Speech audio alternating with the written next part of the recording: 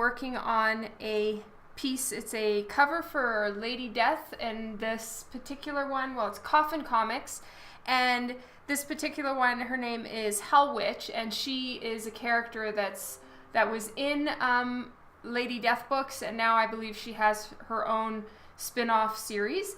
And so I am working on a cover right now. The deadline for final colors and everything is on the 15th of August.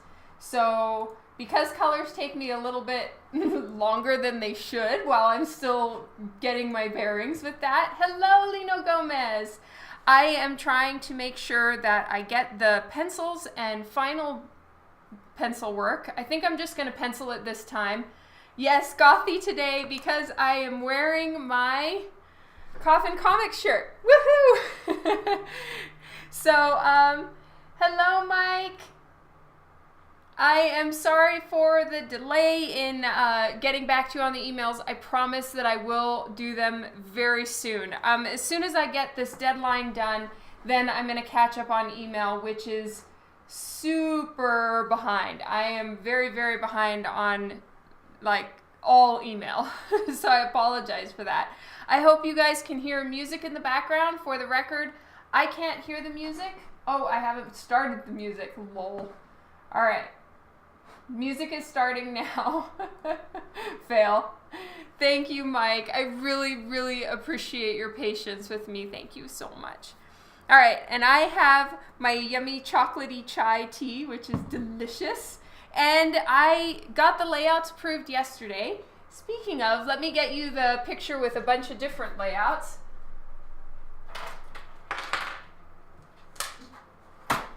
So I drew a bunch of layouts on just this one piece of paper. So as you can see, I just draw all kinds of things to see if they're going to fit, because the challenge that was set for me as far as what to do thank you, Lino.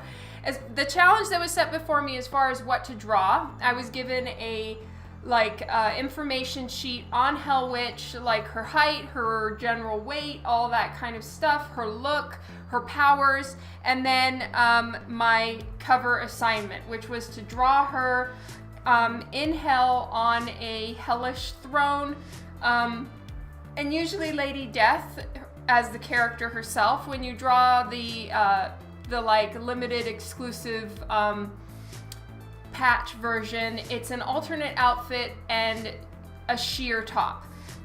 With this one, she is fully going to be topless for the alternate version, like the risque or the naughty version. And then for the main version, Brian said I could design and take liberties to draw a some sort of jeweled gown on her. So I need to design and draw a witchy, gothy dress that can get a bunch of the crystals put on it, because I believe that this is going to be a jeweled cover. So when there's a jeweled cover, I'm usually Brian, firstly he informs me that it's going to be slotted as a jeweled cover, and then next I need to incorporate items on the cover to be jeweled. So for say some pieces, I'll put a lot of crystals in it, or I'll put elements on her dress that, you know, have a stone on it, so that for the non-jeweled version it's a pretty jewel, but then in the jeweled version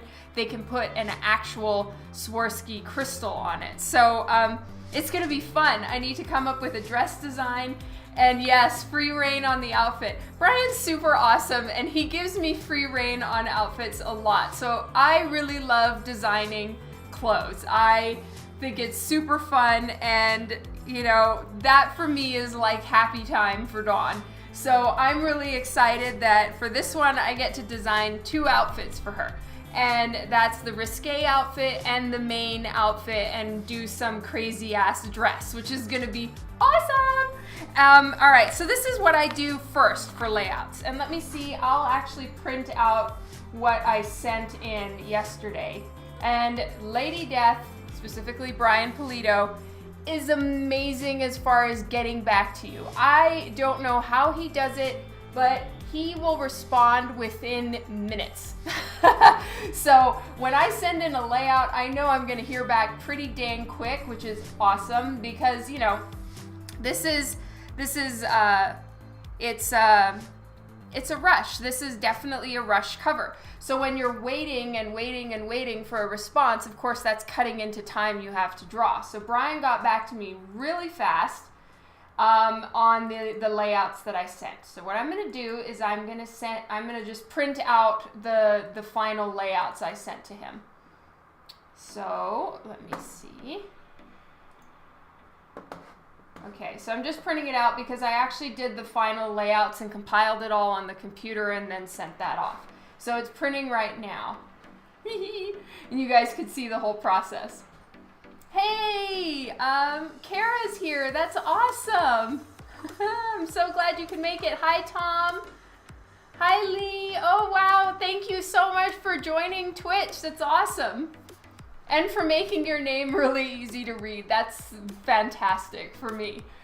Okay, so this is the one that this was one of the ones that I submitted to Brian. And I'm just going to go get the printout of the actual layouts.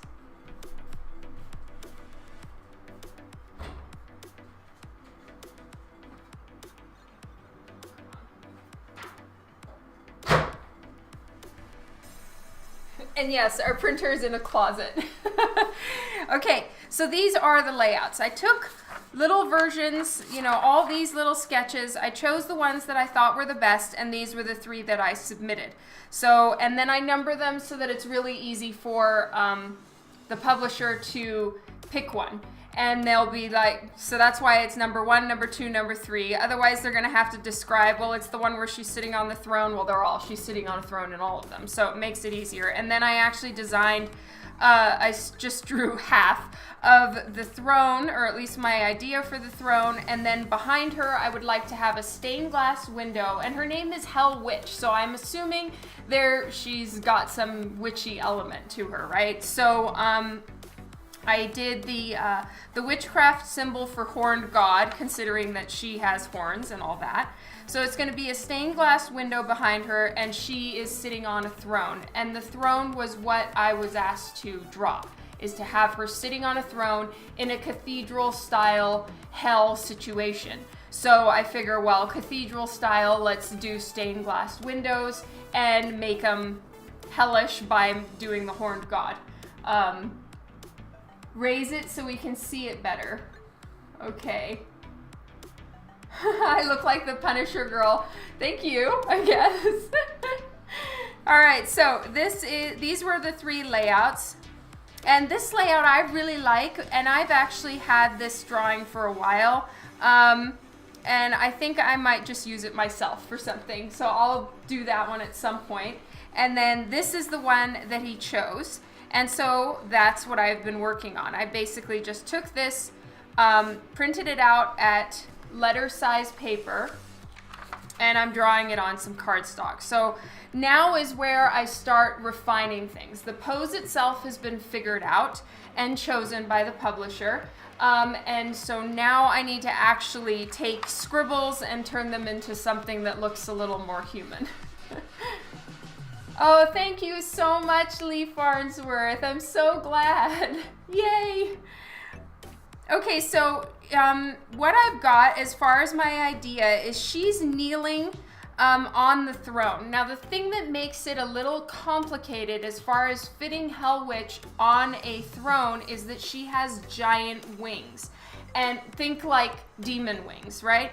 And so giving her wings while having her sitting on a throne is really hard because depending on the size of the throne, you know, your average throne is like a giant armchair.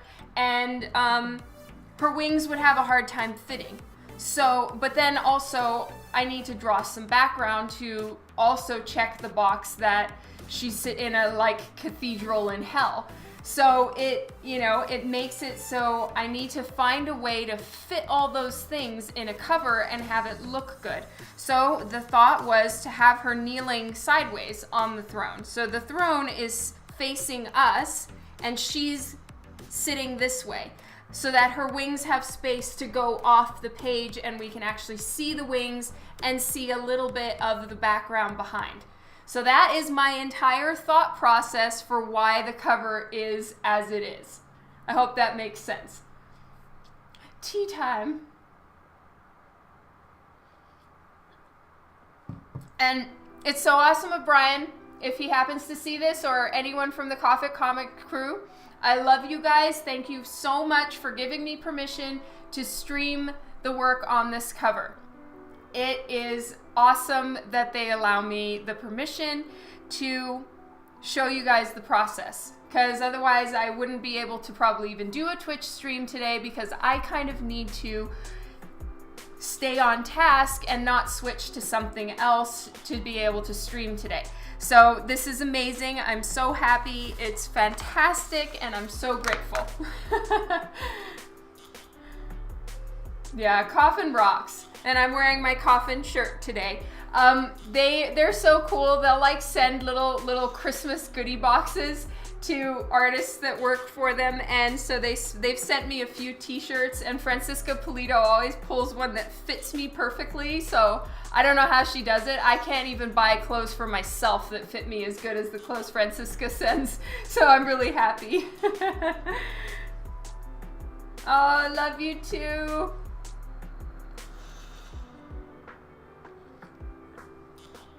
Okay, so right now I'm thinking I'm gonna draw her risque outfit on this. And the reason why is, as I am starting to color my own work as well, I'm finding it's much easier to color the risque version first and have all the background drawn in. And the risque versions are generally, they don't cover up as much as the back of the background because there's no clothes on the character, or very little, and as such there's nothing in the way.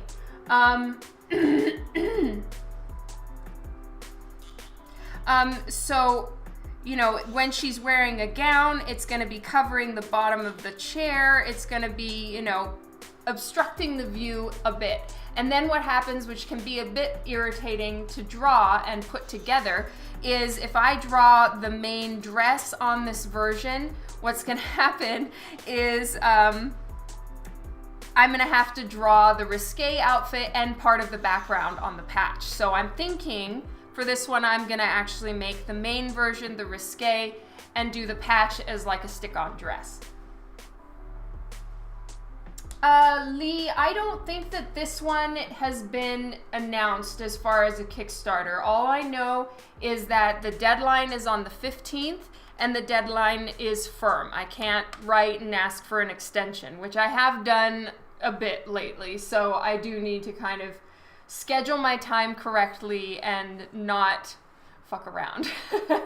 So, as far as the current Kickstarter that's going, that one is a Lady Death one. I don't believe it's a Hellwitch one. I don't know what this is exactly scheduled for. All I know is what I need to draw and my deadline. Thank you, Lino.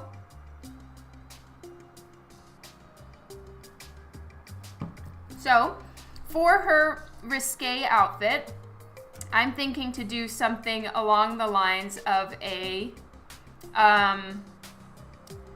of like a harness. So, you know, those like leather gothy style harnesses. So, it's going to be open on the top, you know, since it's a risque version, but then it's a leather harness thing that's going around her like rib cage and stuff like that.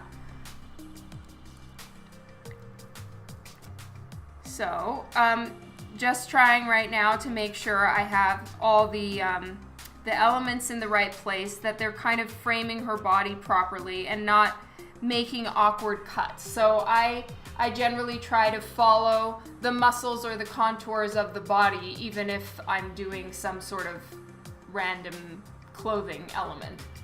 So like I have a line going down the center of it, which helps you see exactly where her body is. This is the center of the rib cage, so that's why I'm following the center of the rib cage.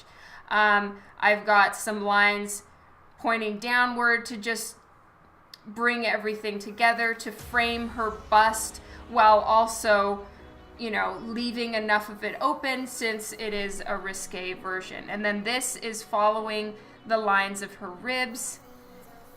This is also following the lines of her ribs because it's coming inwards since that's the way that her back is going. So anyway, I'm trying to like make sure that I have all of those things in there, and it just makes the piece look a little more put together and a little more believable. And I've got on the harness, there's going to be jewels connecting in some of the places since this is supposed to be a jeweled cover edition. Normally, if it wasn't supposed to be a jeweled one, I would probably make all of these elements grommets or big like metal rings and stuff. But because it's a jeweled cover, I'm going to make them enclosed and have a jewel in the center.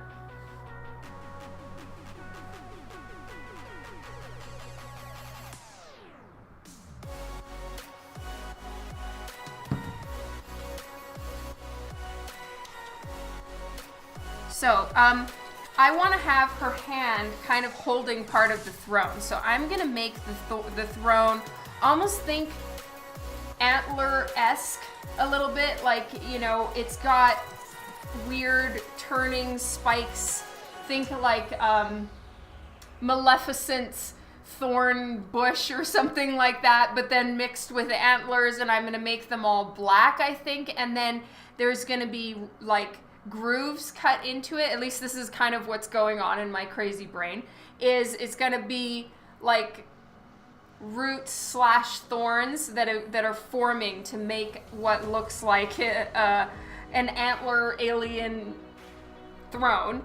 And then I want them to be black and glossy, like really freaking shiny, whatever they are. And then in them I want grooves where it can be like glowing witchcraft stuff going on, you know, so like the horned goat or the witchcraft star or just different things in the throne that just makes it glow. And then she'll also then be surrounded by a bunch of rim light, which I think will look really nice in the color. So yeah, so I'm making it a low throne. I'm not making it like a really high backed throne. I'm making it kind of a low cedar kind of thing where if you sat on it, it would be sort of, it hit your mid-back, something like that, because there needs to be that space for her wings. And thankfully where her wings connect, I was sent like concept art for the wings so that I know how to draw them. They connect narrowly, like just in one spot. They're not like super wide right at the beginning. So they're not like, say, angel wings, for instance, where they're just big all the way down. These ones start thin and go big to a point. It sounds simple. I know, this is what I do when I'm working and coming up with ideas. And Lady Death gives me a lot to work with. And, you know, when we're talking about drawing hell or gothy chicks or all that stuff, it's just so right down my alley that I'm really excited and it's going to be fun. Hello, Unban Nerp. Unban, I see. Unban, not Unban. Hello, Urban Viking and Viking Wife. I hope you guys are having a good day so far. So right now I have permission for anyone who's new and being added on. I have permission from Coffin Comics, I love you guys, to do the sketch of this cover live on Twitch.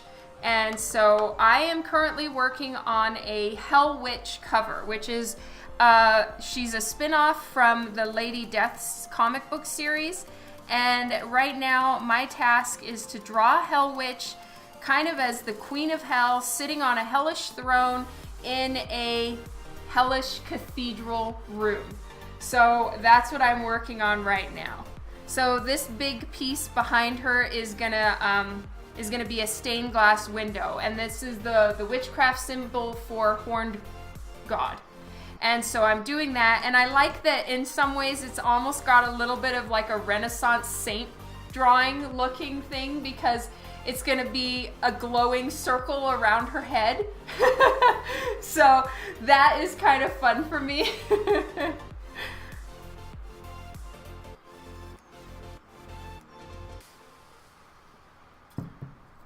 Okay, so I have both of her wings going out to the right side of the cover.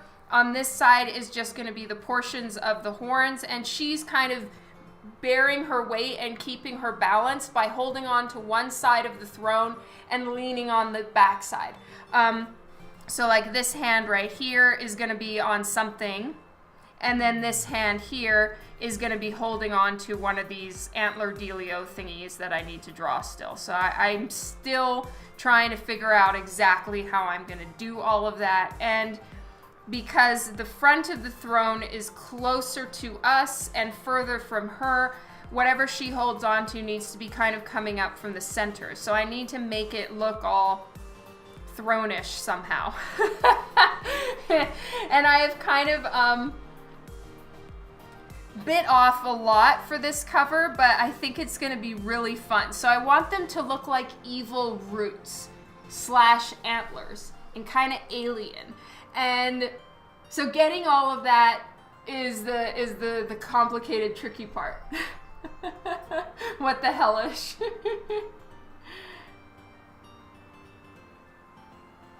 She is, yeah, I guess you could say that, Unban. When did Chaos Comics become Coffin Comics? Honestly, I'm not entirely sure when that happened, but it definitely did. This says Coffin Comics.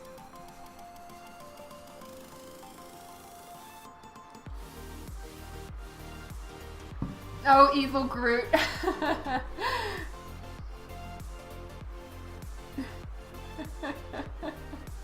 I've used up all of them, Tom. Alright, I feel that we are having some light issues here. I'm going to try to fix this a little bit.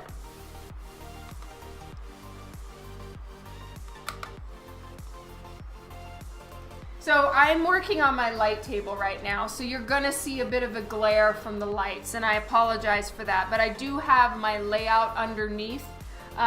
So this layout blown up, just so that I can get everything in the right positioning and stuff like that. And so I will be turning on my light table every so often.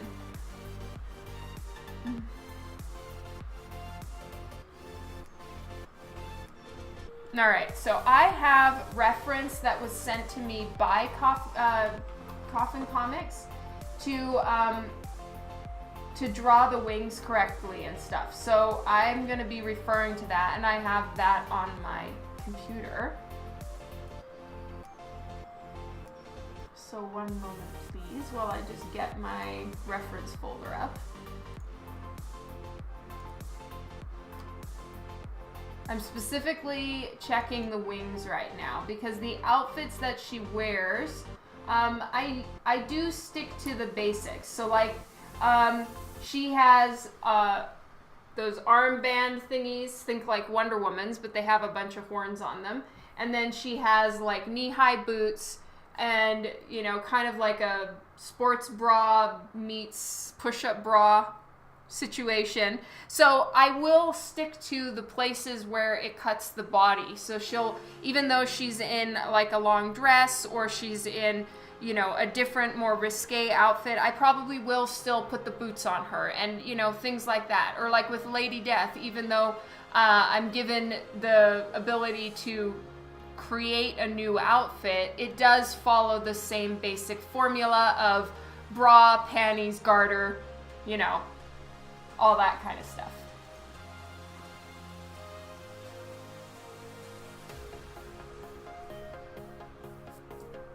She's a comic book character, Unban. There are things that you are very much allowed to do in art that, you know, I don't think that you would call this character, because she is a fictional character and is a badass, she's not a street hooker. So, hello, Devin.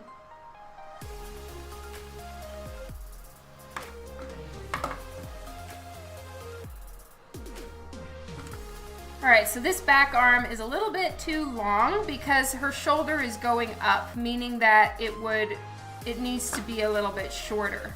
And then on this side, it comes down further because her shoulders are tilted.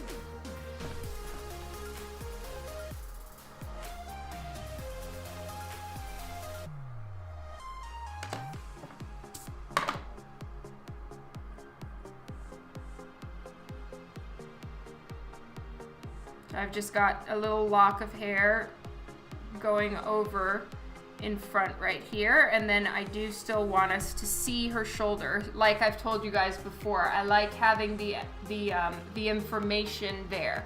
So even though I have hair flowing down in the front and in the back, I'm leaving breaks in the hair so that your eye can finish out the body part that is also there. I don't want to just completely cut it or make it completely disappear, or otherwise you as the viewer are missing that information and no, she's not missing a shoulder, that kind of thing.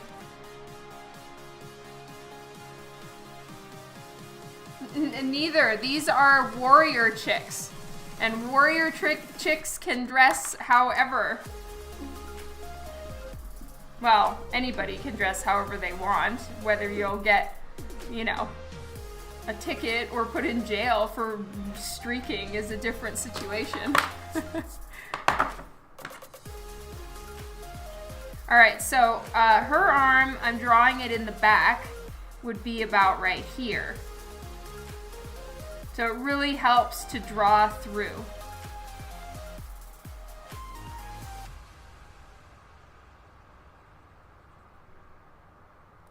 Nope, still not right.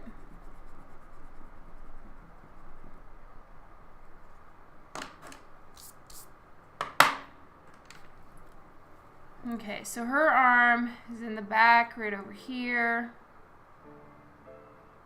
And she's turning her body towards us, meaning that this arm that's turning this way, I think would be, you know, really going for it as far as pulling herself and her whole torso toward us, even though her legs are going to the side.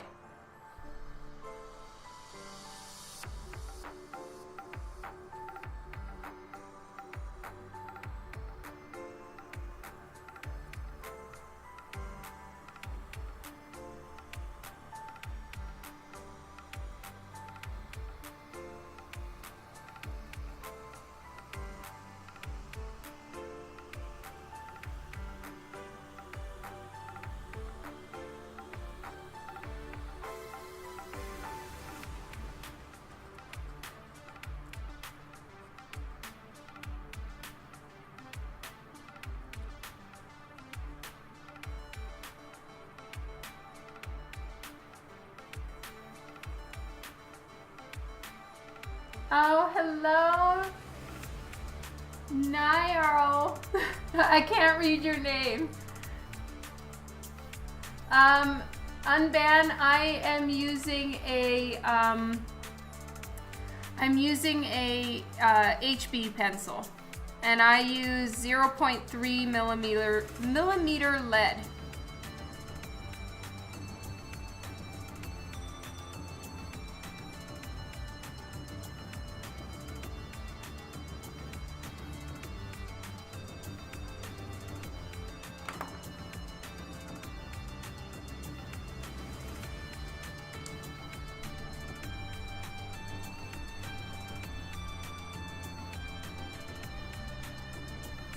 Um, 2H is a harder pencil than an HB, and so I don't use the H's because they cut grooves into the paper. So maybe HB is harder to erase, but it's softer and doesn't dig into the paper, which is why I choose HB.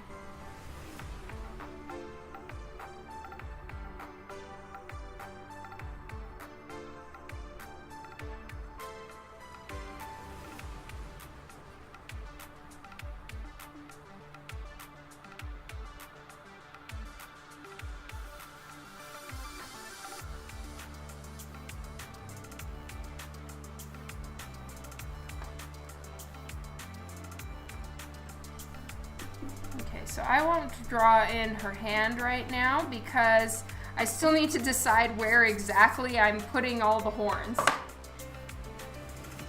Hello, Levi.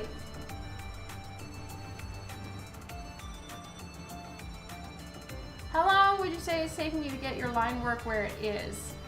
Do you mean just Batty Goth? Do you mean just like in general as far as what I draw, or specifically my line work? This one, you know, is a 8.5 by 11 because this is the sketch.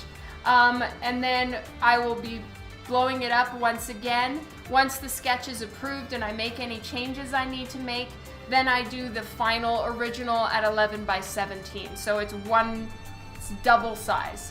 But it's just for sketches. I don't generally do the double size. 11 by 17 is the standard comic book paper size. So I'll be working on it bigger next. It's just, why fill that much paper with the sketch? Oh, thank you so much, Tom. That really helps.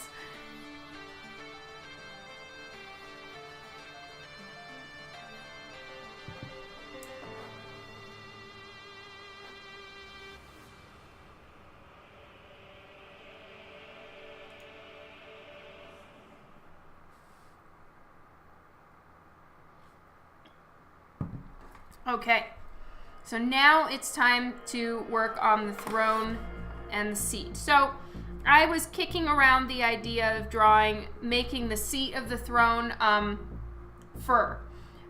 In the end, I've decided not to do that. So I'm just going to erase the little fur bits that I drew.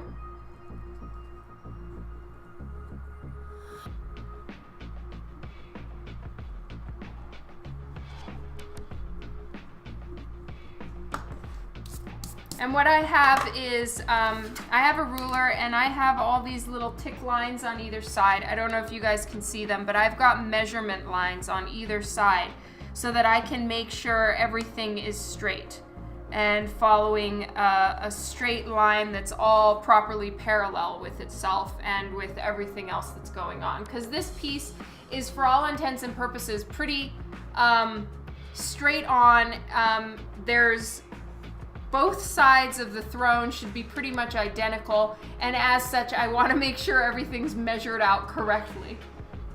James, this is Hellwitch. She is going to be a cover for a spin-off series about Hellwitch. She's a character from the Lady Death Coffin comics universe.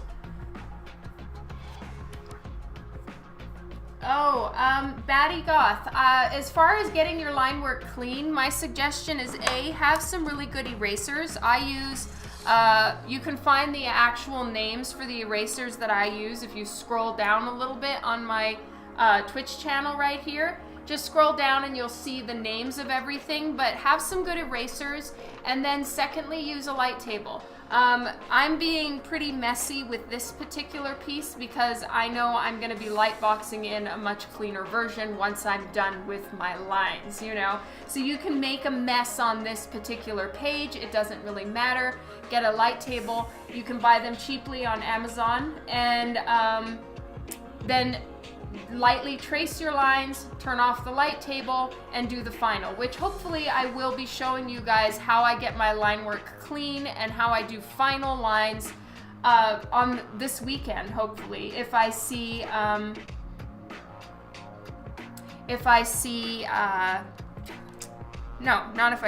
have enough time and I make good time, I will be doing the final on Sunday probably, and I can show you how I do the transfer.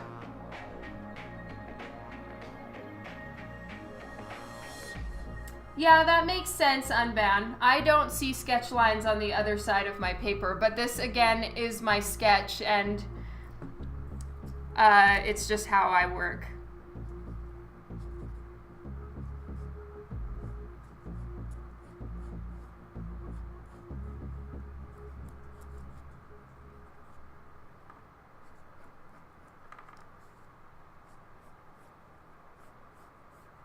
So what I might do is I'm going to draw both sides of the throne here, but then I might, just to make it really, really parallel, I might just take the best side, flip it over, and put them together once the sketch is done so that the final everything is perfectly parallel.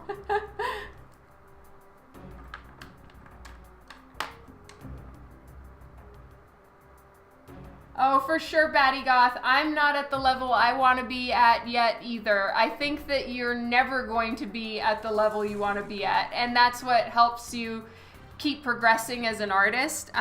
Just don't be too hard on yourself. I'm glad that you have a light table, and I'll definitely share with you anything that I've been learning in where I'm at. That's for sure.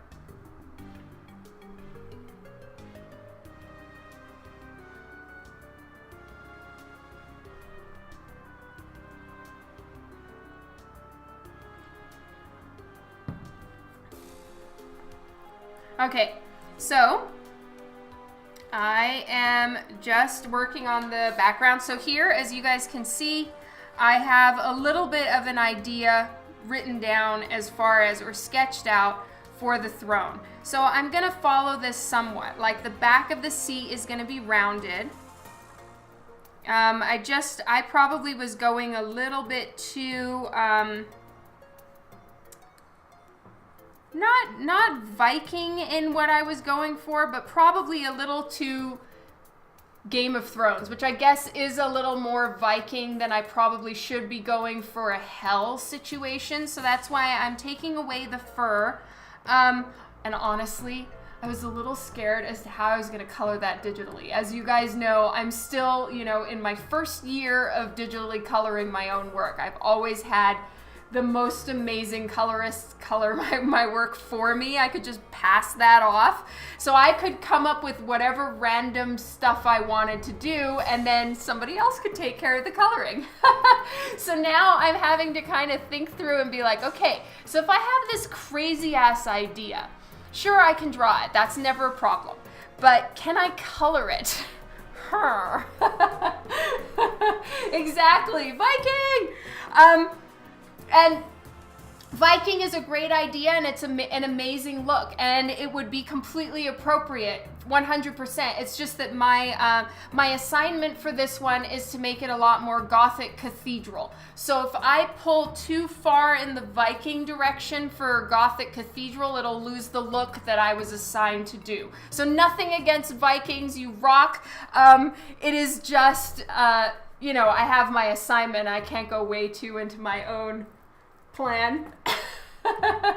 You are a great idea. Lol. Hello, Keeman.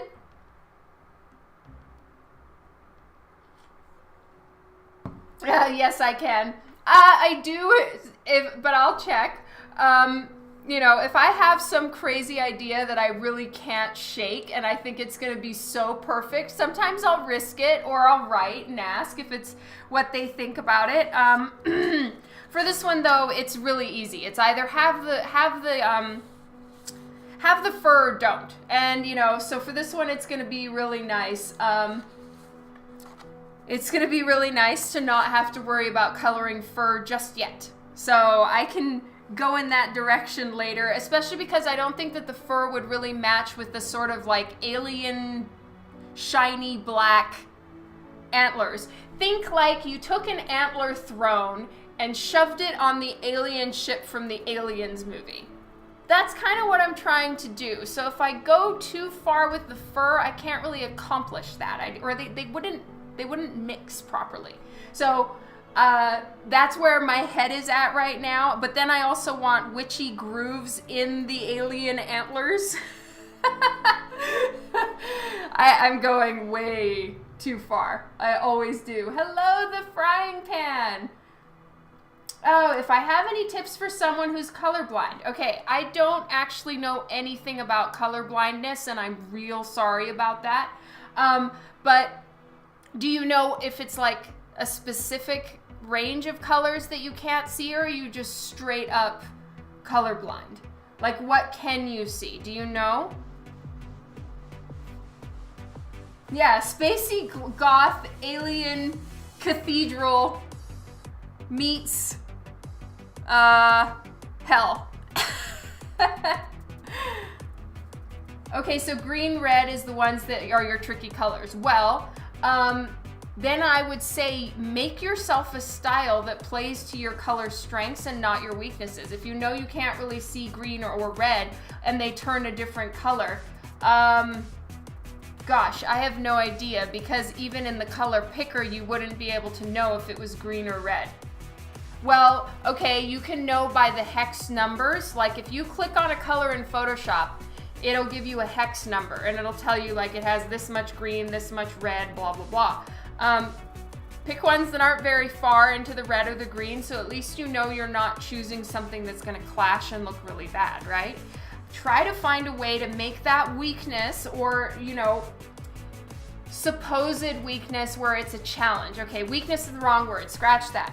Take that challenge that you have and flip it on its side and find a way to make that your strength and build your entire style out of the fact that those colors aren't really represented. Like, you know, some people they color in black and white and they just have monochrome style, or you color in sepia and then you only use one color. Like think about, you know, there's Frank Miller's comic book series, the one, there was the one that was all black and white with only yellow. And then there was Sin City. Oh my God, why do I just become so brain dead when I'm on Twitch? It's like everything that I know so well, it just like leaves my brain. Like how could I be so dumb? Anyway, Sin City, do something like that. Make it your style. Make something awesome and badass and cool out of it, that where you stand out from everyone else, and you can either talk and you can either explain to people, well, I'm colorblind and as such I just, you know, decided to be bad freaking ass like this, or not, and just be like, well, I am an artiste and I draw how I wish. You know, like you can do whatever you want, spin it however you want, but don't pick those colors. It's just a thought.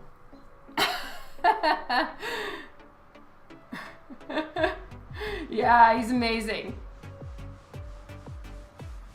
Viking Jedi. Aw, you guys are amazing.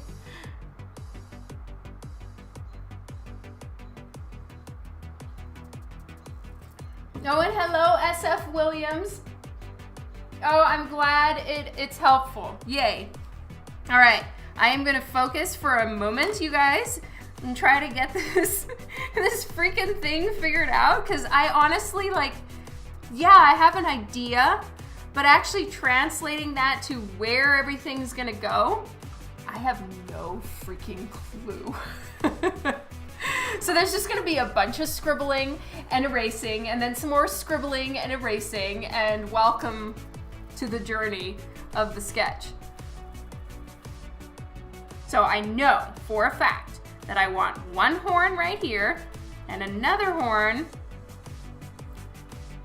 right here. And they need to be exactly opposite from each other. I want it to all be kind of horns and curling and antlers.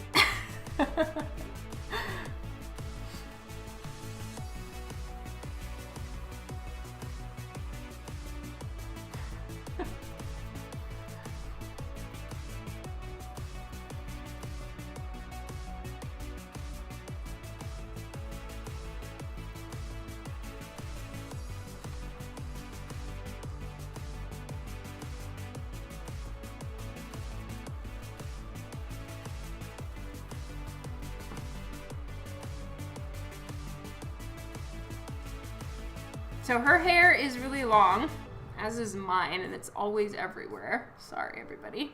Her hair is very long and curly, black. So she's kind of the polar opposite of Lady Death. Lady Death has white skin, no eyes, white hair, and,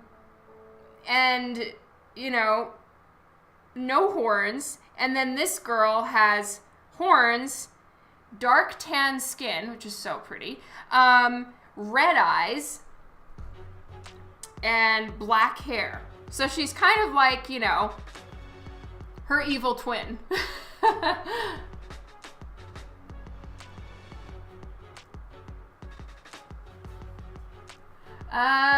You know, I have Devin, but then at the same time, I just, I don't know. I think that you kind of have to do that for the company that cover was done for. And right now I'm just talking off the top of my head because honestly, I've seen other artists do it, and so I've been like, oh, that's cool, but I haven't really thought about how I would handle something like that myself.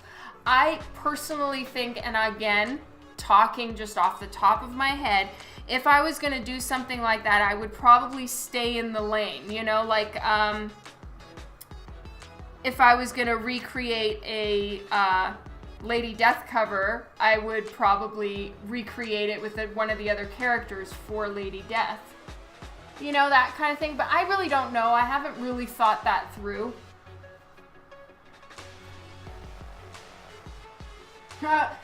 Batty Goth, yes I do, except I also take it one step further. And I will take it in Photoshop and flip it. I'll show you guys. Okay, I'm getting mad distracted, but I'll show you real quick. Sometimes it looks better if it's not perfectly symmetrical. Say wings, for instance. If you're drawing 2 wings, I think it looks more realistic if they're not exactly the same on something organic, you know? Humans, for instance. Sometimes when I'm drawing a face, I know that one eye is a little bit off from the other, or slightly bigger than the other, or different things like that. But so is my own freaking face. I think one of my eyes is a little smaller than the other one. I think that, like, they're not perfectly even. I know for a fact both sides of my mouth are not symmetrical at all. Like when I see myself in a flipped mirror, I'm like, whoa, what just happened? You know, who is that crazy human? You know? And that kind of thing is realistic.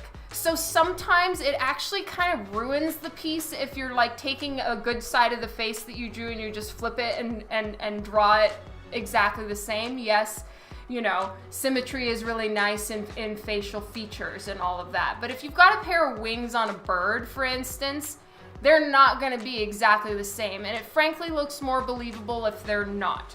But something where it's a building or, you know, something where it's man-made, like, you know, this throne, for instance.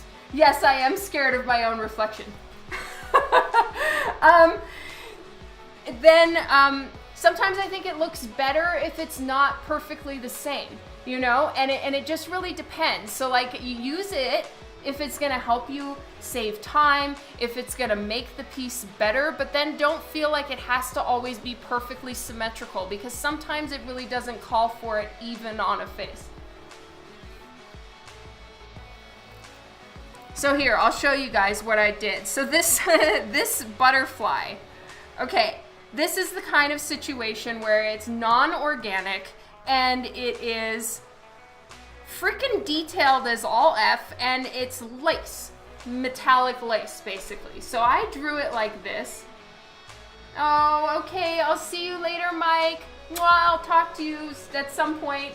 And I will answer your emails soon.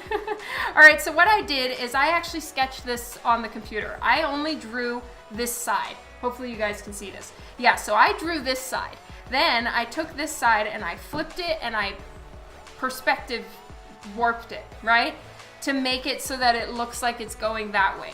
Now, it's for the best that I did that because imagine trying to put that much lace on a perspective and keep it looking exactly like the other side. It's just, yes, I could have been like, well, I drew it all completely by myself and wasted 2 days, you know? So I did that in 30 seconds.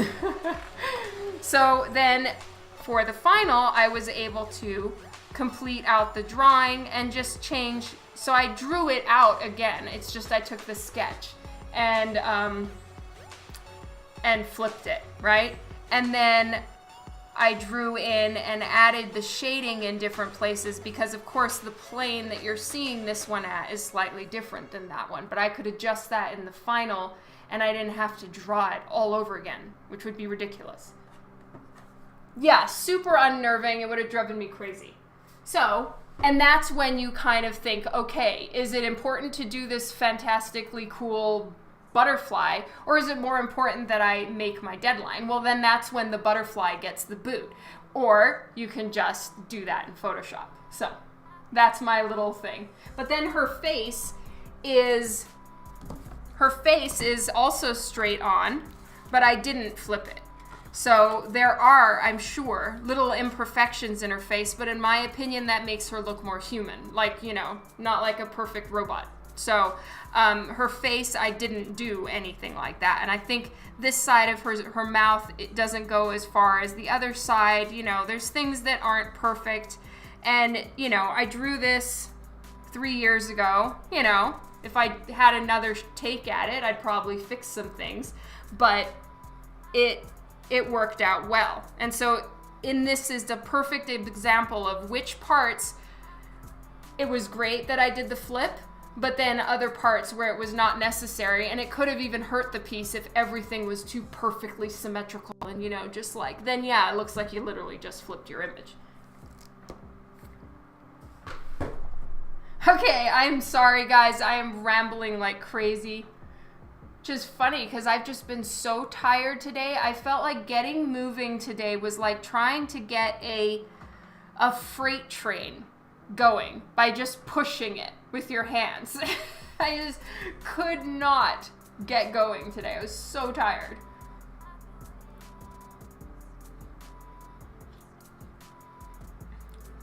Oh, thank you so much, Devin. Aw, you're such a sweetheart. I really appreciate that. Yes, what I showed you guys right here, this is my art book. And so, oh, Devin did it.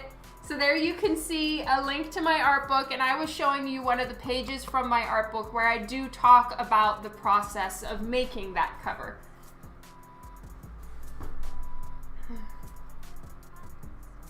Oh, that's awesome, Batty Goth. Thank you.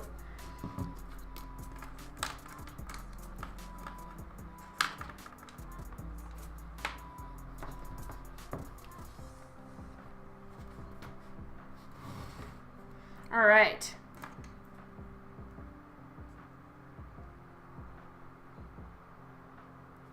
Thank you, Keeman. Thank you, Batty Goth. So her shoulders are kind of turning towards us. So she's rotating, right? So I will be working on the wings later. Right now, I need to focus on this chair. So I have little ruler marks everywhere, and what it's going to do is help me make the actual cushion of the chair even. And so, like right here, on this side, the cushion meets up. On this side, it does not. So I need to adjust that. I'm just going to turn on my light table for a second.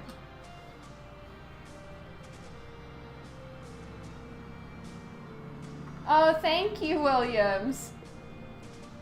Hey, Kathy. How are you? I'm so glad you could make it. All right, so it's going to take a second for the camera to get adjusted. But I need to see my layout for a second because I'm having some chair issues. Now I know that this is the center line of the whole piece.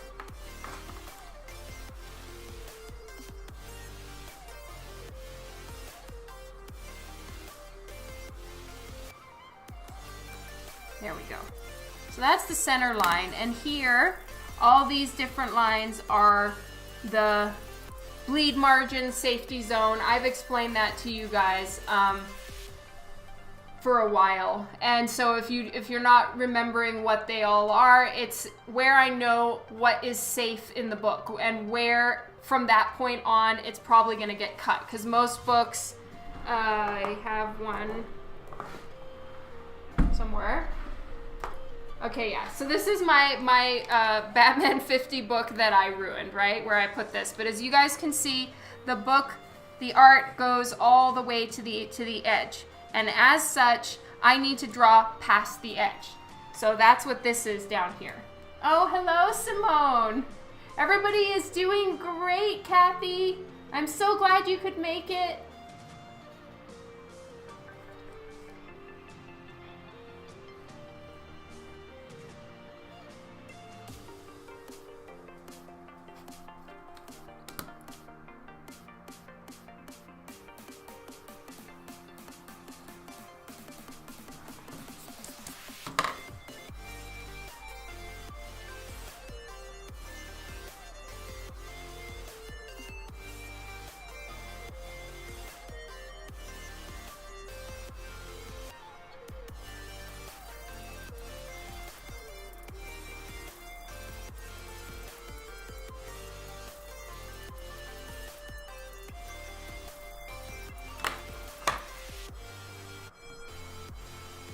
thank you, Patty Goth. I hope you have a good one. Devin, yes, wings are a new element for Hellwitch, and so they've just been created, and so I have some concept art with wings for her. So yeah, it's a new one. It hasn't been on a lot of the older covers for her, but now there will be wings on this particular run.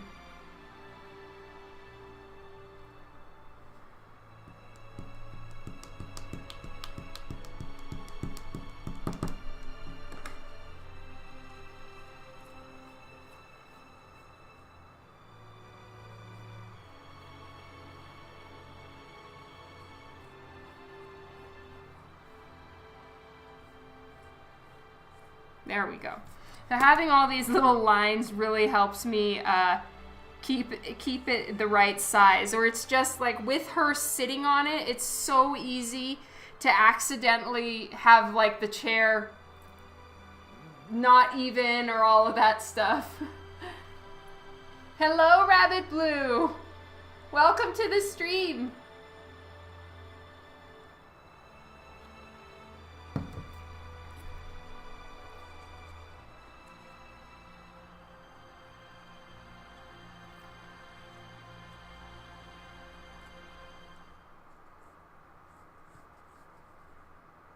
Never heard such a deafening silence. I never thought I would be so in vain. And the world can't revolve around your pretty face. Oh, but it should. It should. Yes, it should. They say the truth hurts, but you can't just give up hope. And I say I'm here for you if you ever need to let go.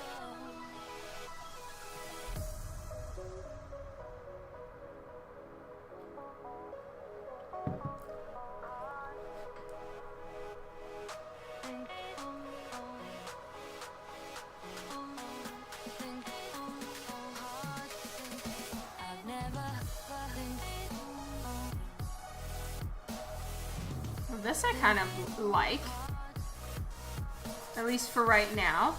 So I'm thinking kind of like upside down bat wings on her throne here. So the throne is coming forward towards us, right? And it's getting wider as it comes out. And I need to actually have a line for where it starts to turn at the top.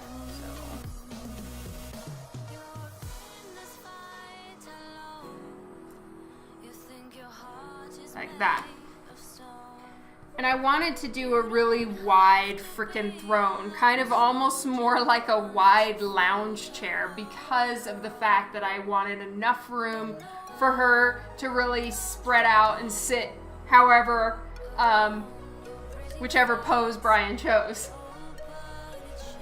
So it's gonna be a big wide one, and then I'll have like elements coming down. But what that does is it gives her something to grab onto right here, which is really all I'm trying to do. I want her to be kind of up and to be, because even though it's a little bit of a demure pose for a powerful woman like this, it is supposed to be a sexier cover, right? She's confident about her sexuality. And as such, I don't want to make it like too demure or too kind of like, you know, spread leg situation, right? So I'm trying to find the perfect balance between the two. I didn't want her sitting down on her feet. I wanted her a little bit propped up, a little like, yes, I am kneeling on this throne, but I freaking own the place. And as such, she needs something to like maintain her balance, especially with those giant wings on the back of her. She just literally like fall over. So that's why I'm putting elements for her to support herself with. If you had a throne, it would be a gaming chair. How about a gaming chair that looks like a freaking throne? What kind of camera am I using for my drawing? I am using, because I have two of them, so it's a Logitech C920 or something like that. She does have counterweights, that's true. But I still think that big dragon wings would weigh more than her boobs, and her entire body.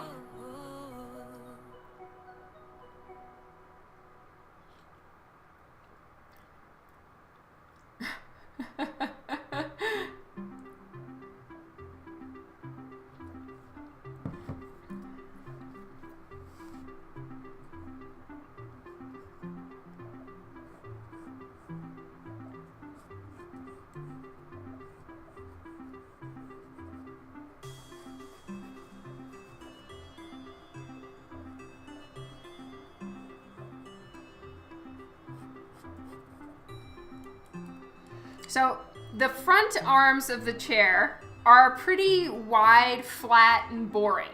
But I have them there because they're almost more like support systems for all the gnarly stuff that's coming.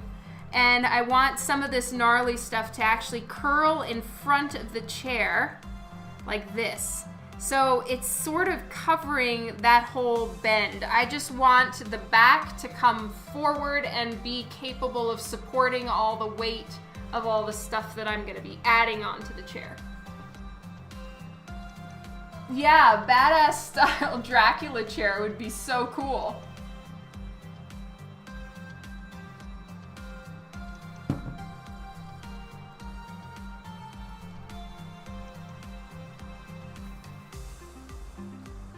So this back arm I can just draw again. It's no biggie, and I want to move it out of the way so that I can see what I'm doing here.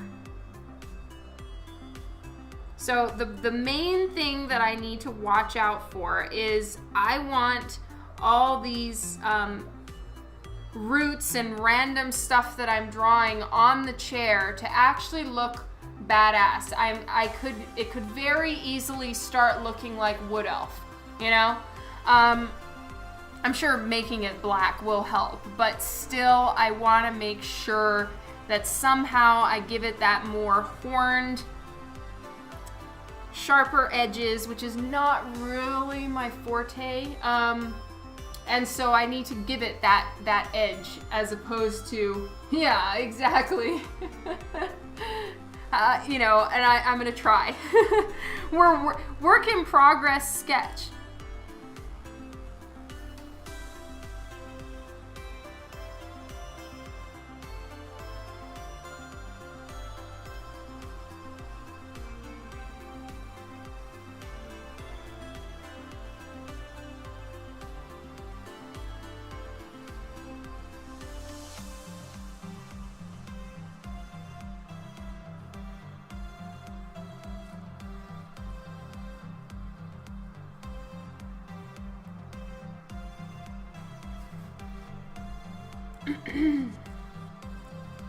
So, I want crazy ass horns coming here.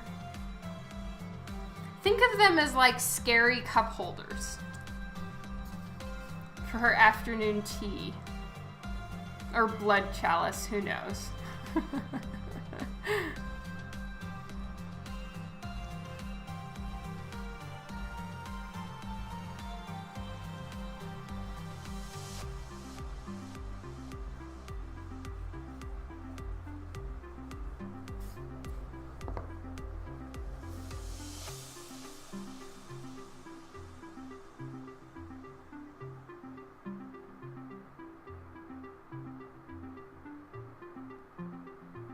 Okay, well, thank you, Williams. And thank you, Betty the Magician.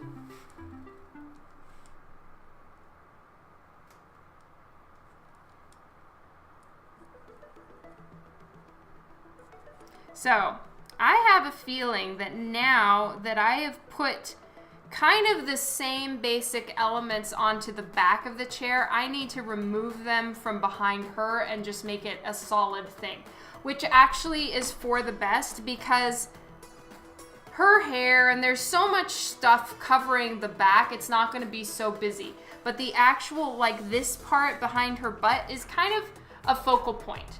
I mean, she's got a butt and she's in panties. You're supposed to look. And if I put all this other stuff around, it's distracting, you know? And also, no, I won't say that one on Twitch. Anyway, long story short, I think it's for the best, and I'm actually going to remove all of the detail from this bottom portion of the chair. And it's just going to be, you know, black leather or something. Or red leather.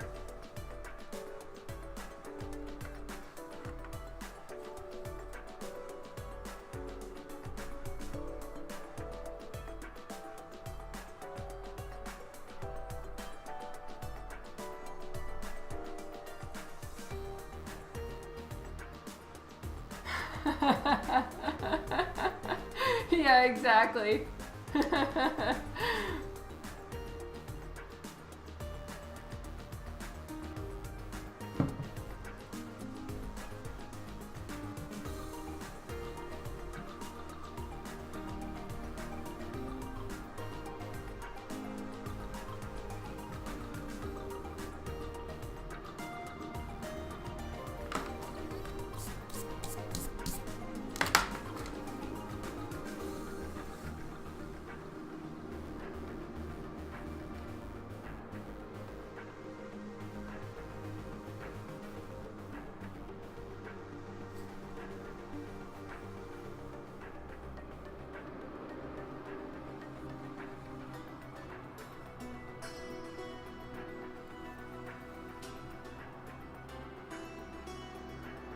Oh no. The Triptychon album cover. Oh, but is it going to end up looking exactly the same? Because that would be super scary and I'm going to have to totally change my whole look. Oh, the vibe. Okay, yes. I'll go look it up.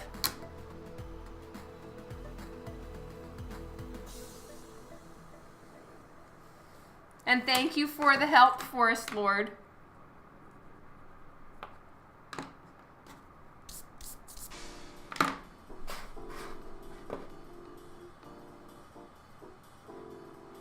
Well, I'm at work, but I'm at home, so I can get away with these things. Alright, Triptychon.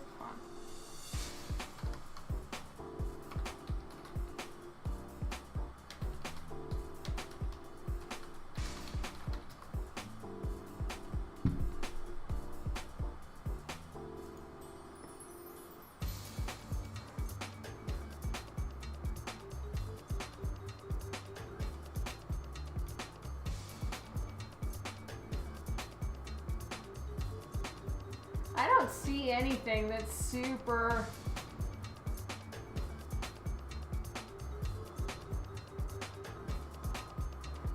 Yes, I do want Space Alien Goth. That's very true.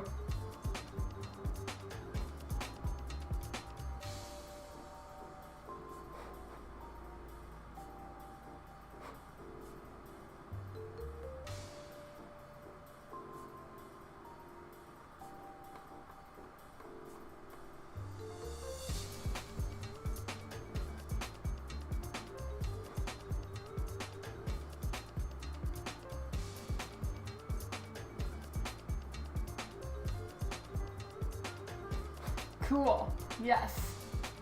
I still want it to look a little bit more antlery, though.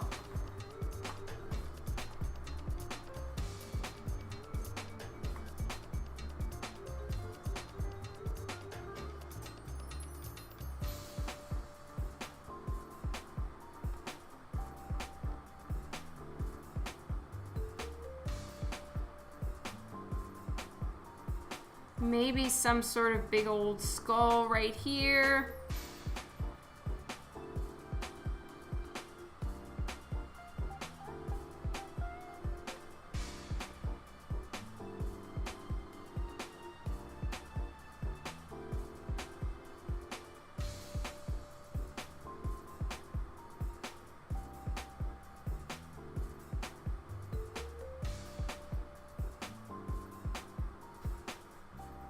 Oh, that's awesome. The Geiger Museum, sweet.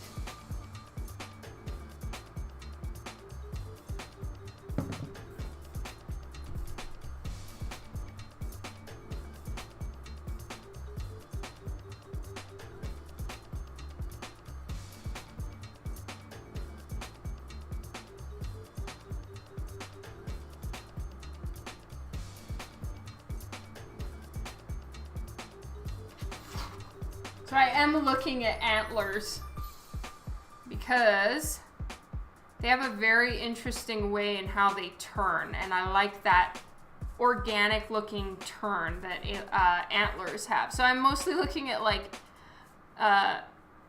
deer antlers, and I think some of those are moose antlers, but I don't want to go the moose way.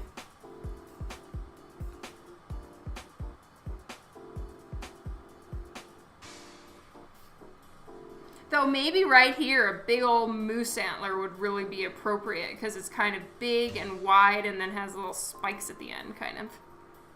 So that might actually really work. And then just have a big old something just carved into the... Ooh, I like that. Okay. So I am looking at a moose antler now.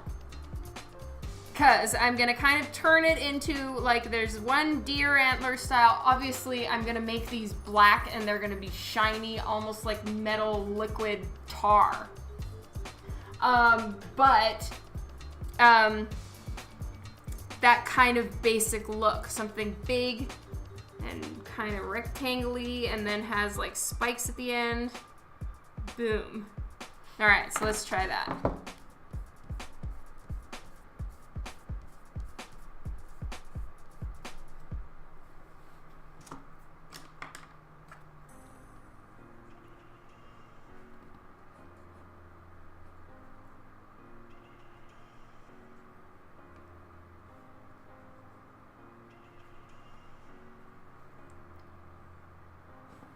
Hello, Robert Russo. Welcome to the chat. I hope everything's going well and you're feeling good. No headaches today?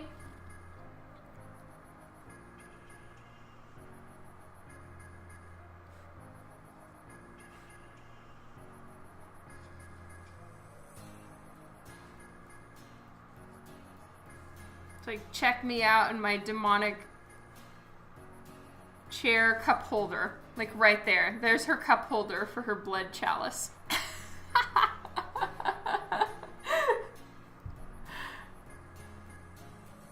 Oh, true. I'm with you there, Levi. And oh my God, it's been a minute. I hope you're doing all right.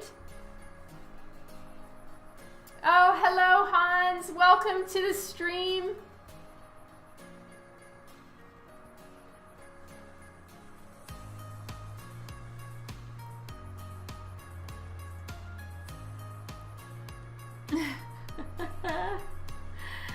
Oh, okay. What I'm working on for everyone who is new to the stream for today, cup holders are so important.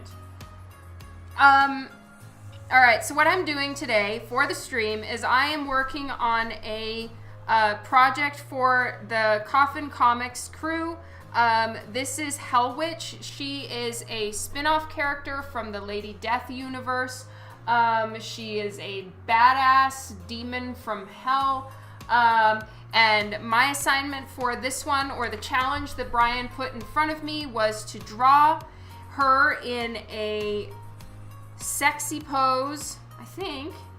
Well, at least one of the versions was supposed to be very sexy. So, you know, it kind of has to work for both. And she is sitting on a demonic throne in a underground cathedral in hell. So like a demonic cathedral. So that's kind of what I'm trying to do right now, is just create some sort of throne. But you see, she's sitting on a throne, and yet she has giant-ass demon wings. So it's a little hard to fit those two things together and make her look, you know, in a nice pose. So what I've done is I have the throne facing us, and because I need to have the throne and a cathedral-style thing in the background and fit her wings, I've put the throne straight on, and I'm working on the throne right now. I've turned her to the side, but I'm having her sort of connecting with us as the audience because she's rotating her torso and looking forward. The thing that helps with her rotating her torso like that is that I can put the wings going behind her and it leaves room on one side for me to show the cathedral. So I have the wings on this side since she's turning, and they'll just be right here. And then I have, this is like a big stained glass window way in the distance. So I'll put smoke and stuff to kind of bring it apart from her. And it's a stained glass window, and that's the witchcraft symbol for horned god. Diablo vibes. Yay! I have never played Diablo, so I have no idea.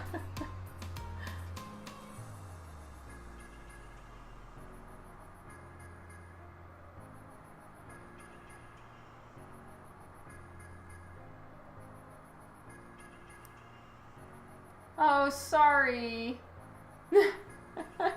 That's a bummer. Hey, Hulk drummer.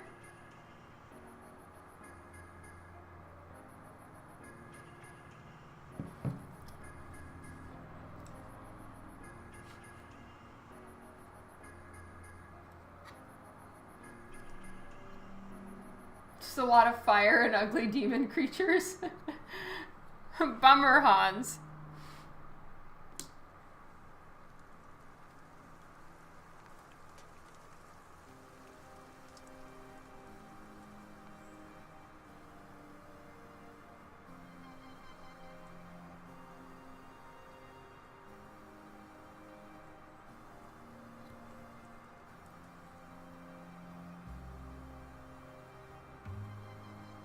Okay, that's interesting, Rabbit Blue.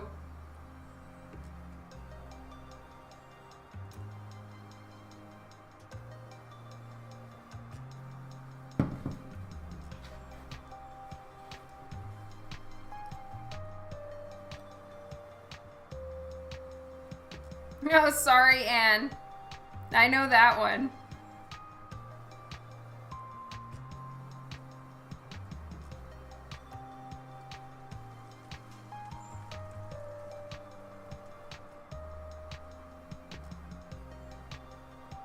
Okay, so I want the throne to kind of come to a point like so. To a route there.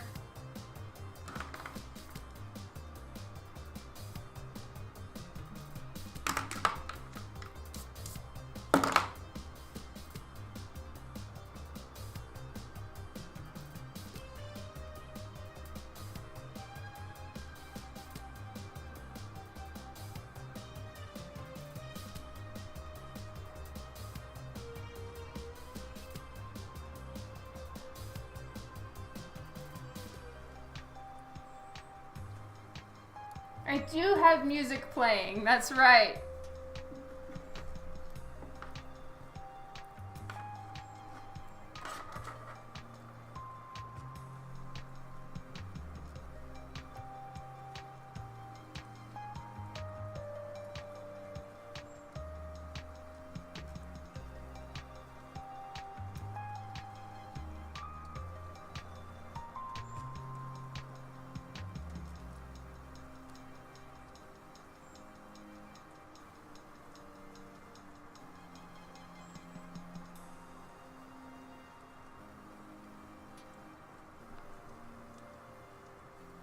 No, thank you so much, Anne.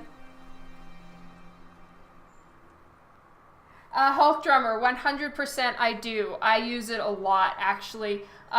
For the alternate color versions, I try that. I also use Adjust Color, I think it is. It's Control B, where it's a color balance. So you can kind of pull up the red, take down the green, you know, stuff like that too is really handy.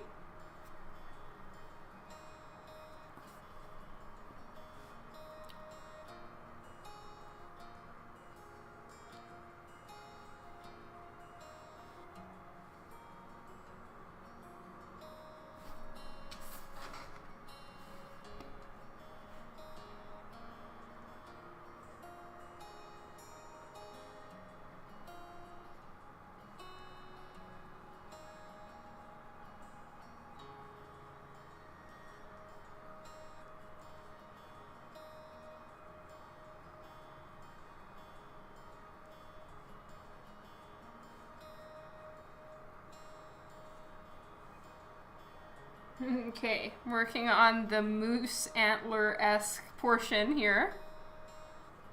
And then I want to carve something into the antlers right here that's going to be all kind of demonic and stuff.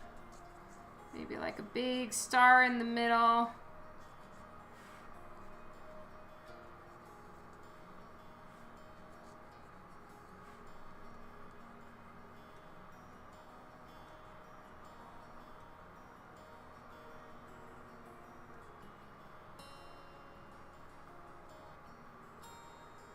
And then just random, almost like veins, as if the whole chair is somewhat alive or something with acid. Oh, I'm sorry. Thank you, Kathy. Aw, that is so awesome, Hans. Oh, Rabid Blue. Her wings are leathery, so like think dragon style wings. Here, I can show you in the sketch.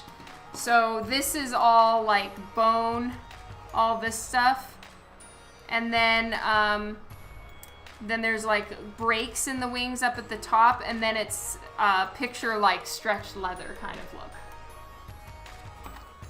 I'm so glad you like the music, Hulk Drummer. It's just chill tunes off of Pretzel, and I can't hear it, so I don't really know what you're listening to, but I hope it continues to be something you like.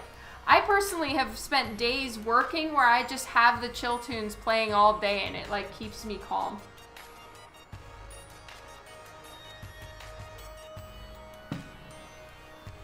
Oh, thank you, and that means a ton, seriously.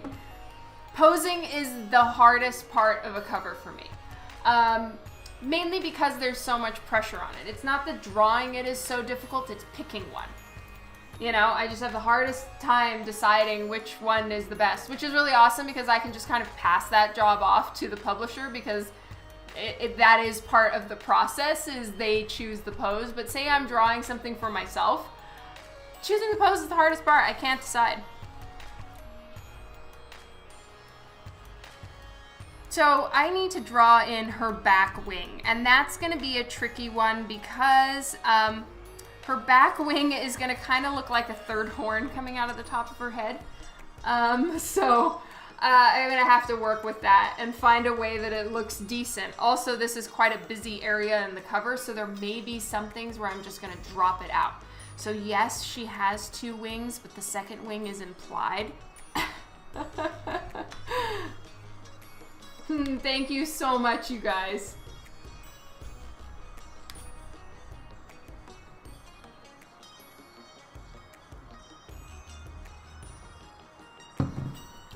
All right, so it's time to keep doing some more thinking as far as this chair dealio. All right, so let's have kind of the arm of the chairs just coming out underneath that part, and we're not really going to see it because the cover technically cuts right here. But I'm finding that I'm filling so many elements, and like this right here is going to get cut off the top. So I'm going to probably need to enlarge it a little bit so that I fit all the elements that I was assigned to do, or I'm going to move in the sides of the chair, which I can do because I have made it a pretty prominent freaking chair. So I can probably move the chair in a little bit more, and I could move that down, like the whole the horned demon stained glass window behind her. But you know what? I don't wanna. And the reason why I don't wanna is because I want to make it. Okay, I have a feeling it's not Renaissance paintings, but okay, you know those really old church paintings where they draw a saint and they have the yellow saint glow around their head like the little sunshine. I'm implying that here with the stained glass window behind her, you know. It's a little bit of heresy. Anyway, so I want to put that in there as well. And so if I move that element, it ruins the sort of little like that fun little thing I've got going on with her with like the stained glass window. Saint ring. Hello, crazy crayon lady. She has a halo. Yes, kind of. The evil halo.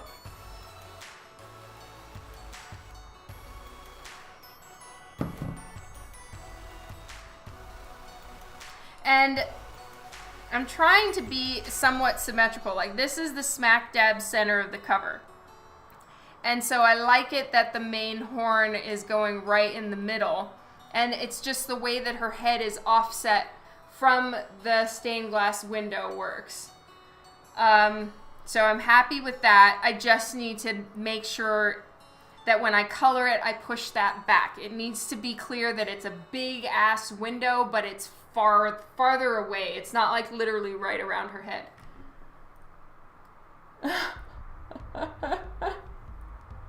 All you think of is South Park. Jesus and Friends, yes.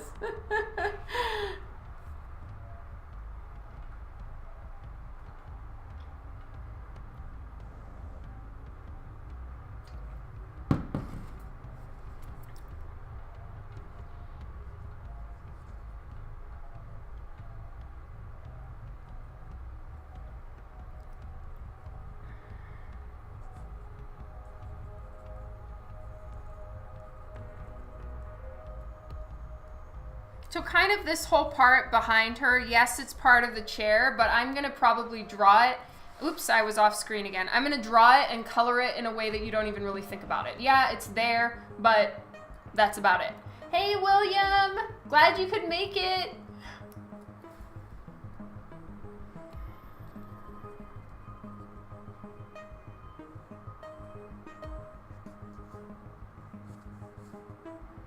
So I think that when I flip this side, like the horn part for her to grab onto is going to be right about here, which is pretty much perfect for her hands. But of course, I can move her hands easily and say this arm is currently missing, but I'm just going to like stick it somewhere in there because I wanted to draw in this whole demon chair bit first. Hello, Chris Baracco. Thank you for joining. All right, so right here, this is the very base of the safety zone, I believe. Taking a peek. Yeah. All right, so this is the base of the safety zone. So this is where I'm gonna put the base of her seat.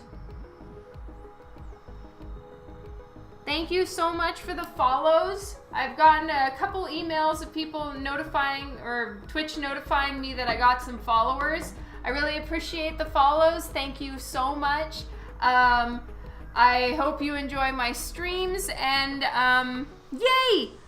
I'm slowly moving up in numbers. It's so weird to have worked on your Facebook page for years and you have a decent amount of numbers and then go to something else and be right back down to zero. But you guys are amazing. Thank you so much for following me. It's really nice to be slowly getting a few more followers. You guys are amazing.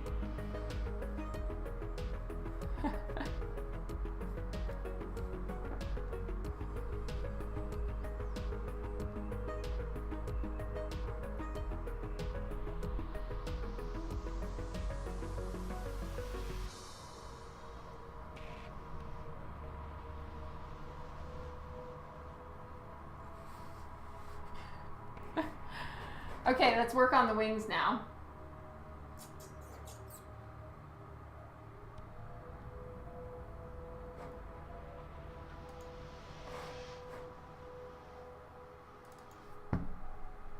All right, so I have the wing reference here.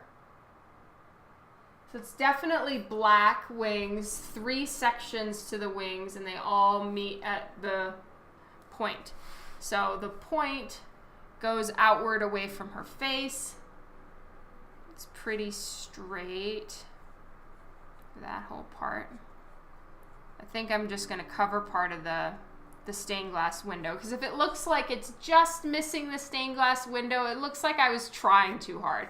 So I'm gonna like cover part of it just because. I'm gonna be like, yeah, I'm not trying too hard.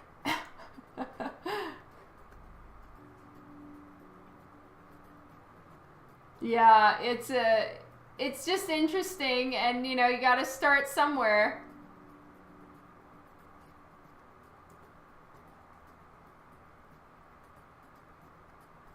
Yeah, I know. I need to do that, Hans. I need to make like a little business card or something that talks about Twitch. Rabbit Blue, I might. It really depends. Most of the time, though, the time doesn't quite allow as far as, as you can see, I stop and talk a lot on Twitch, and I don't really want to just, like, have no communication with you guys and not answer. So it's kind of more of a time for me to have fun with all of you and talk about art and show the process and stuff. But when it really comes down to it, I do need segments of time where I'm literally just head down and draw so that I can meet my deadlines. Yeah, and I am a mom of 3, so there's a lot of, you know, pickups, drop-offs, 3 kids, 3 different schools. And, you know, at this point, so maybe over time it'll change, but at this point, I am using Twitch more as a hangout place, help new people find my work, promote the projects that I'm working on, etc., etc. I have not monetized Twitch. I think in the first week I got invited to the affiliate program, and I'm at this point, maybe things will change, but I'm not trying to do that at this point. If anyone feels like being really awesome and, you know, supporting me, that's what my website is for. I love ya.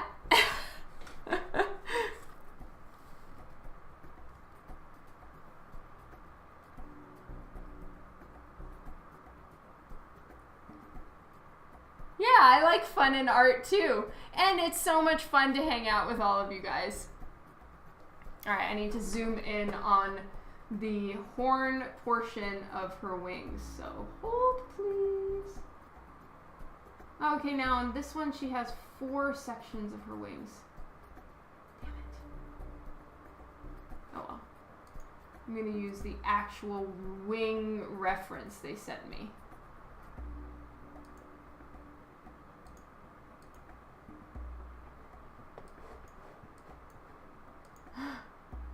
Hey, Devin!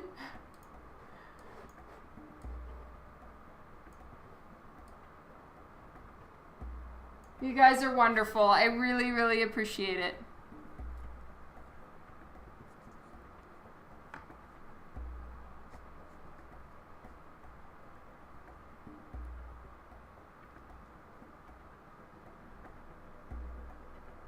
Thank you, Hans. That means a lot. Thank you so, so much. All right, the tip here is a little bit more sharp.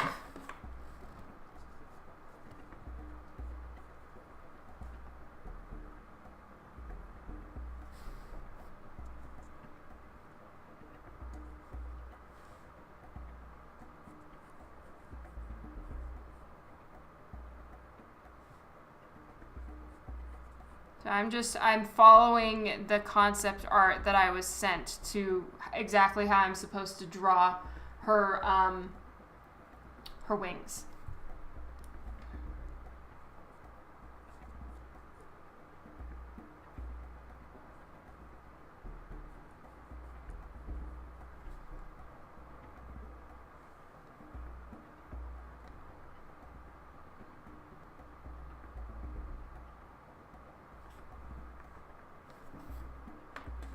I'm wondering if I need to move.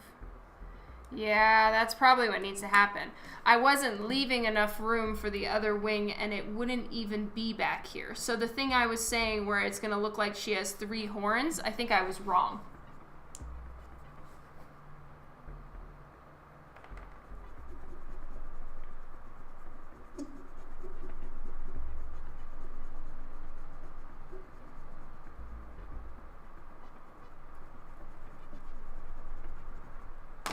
I know a lot of artists who used to have,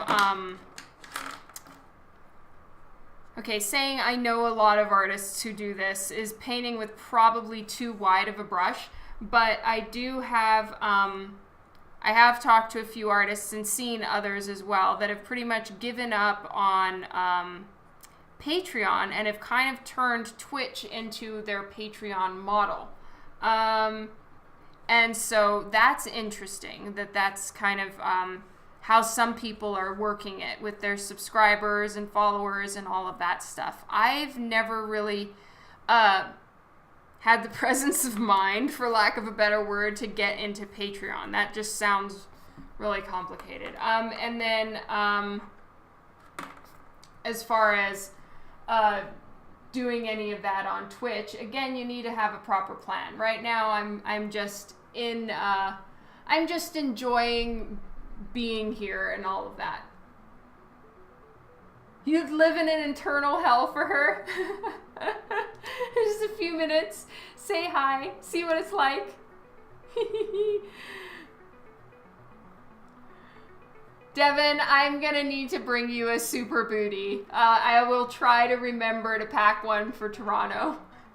Or maybe I already told you that. Who is Rotterdam 1955? Who is that?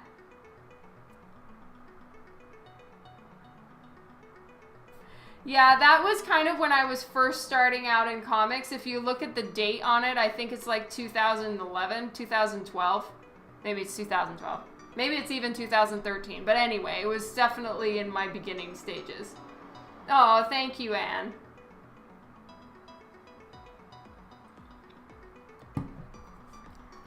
Okay, so because her shoulders are coming down and the wings originate from pretty much the shoulder blades back here, I'm gonna change where I have the wings. So one wing is gonna be here and the other one is gonna be here. So then she's not really gonna be covering anything. Woot. All right. All right, see you later, Robert. Have a good one.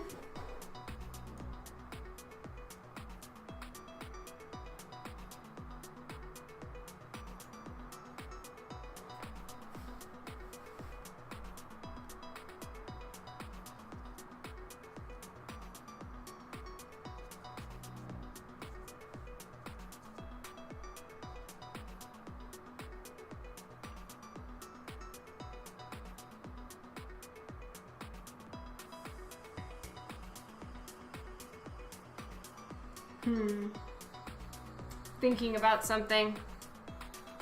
It's kind of, when I have it here, it is following the exact same line as that. So I might have to move that. I mean, in some ways it's kind of nice. I am going for symmetry in this cover, and basically, if you look at it, there's a line going this way. It's basically like a bunch of different little cups. So there's the front of the chair is like a cup, all right? The horn right here, another cup. And then her wings are a cup just on that side, and then there's just cup, cup, cup all the way up. Which, I'm trying to think if I even have a problem with that. I may not have a problem with that.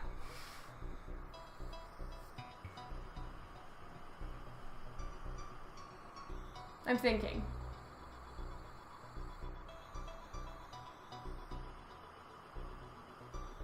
I don't have a problem with it. However, I might right here. But the chair I can change. The wings I cannot. So I'm going to make sure the wings are correct, and then if I need to change something about the formula of how I'm doing the like organic alien antler stuff, I can take care of that. Some of these things are like immovable objects. Her wings are one of them. So I'm going to make sure the wings are right, and then if I have to adjust the chair, I'll make sure I need to.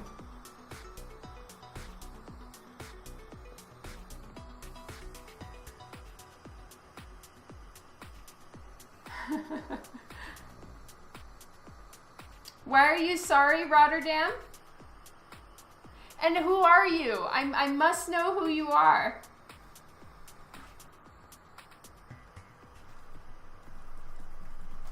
gonna lighten that for now. Work on the wings. Oh, okay. Thank you so much for getting on Twitch. That is amazing of you.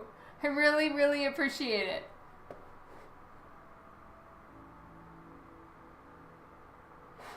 Oh, were you the one that was saying what is Twitch the other day?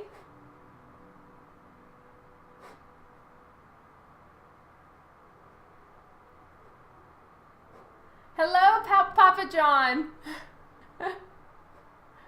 Thank you for getting on the stream.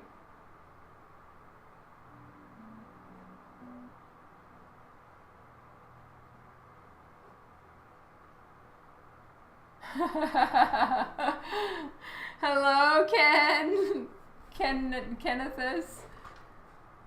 Okay, well, you're amazing for making the effort. I so appreciate it. Thank you so much. That is so cool of you. Giant high five.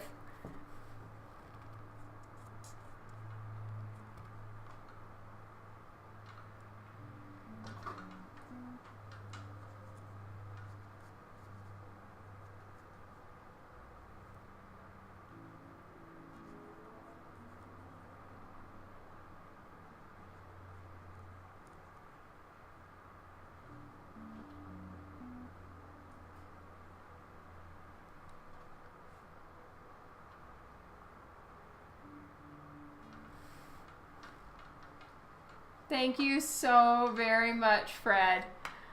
I really appreciate it.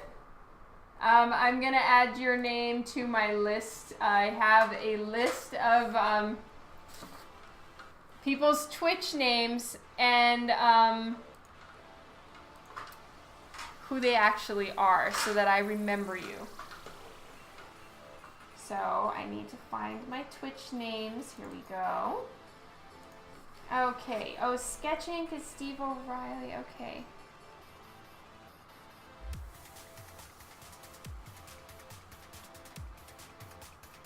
All right, Rotterdam.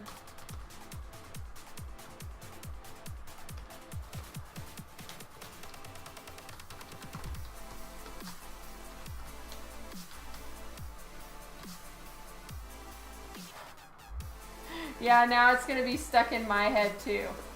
Levi, don't do that to us.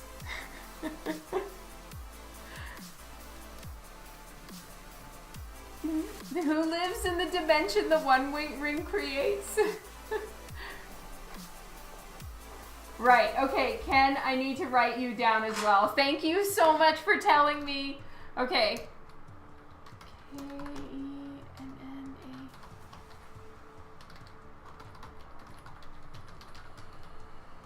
Yes, it 100% helps. Okay, I know everyone else here. Who's Papa John BK? Is that someone I should know as well? Hello, Philip.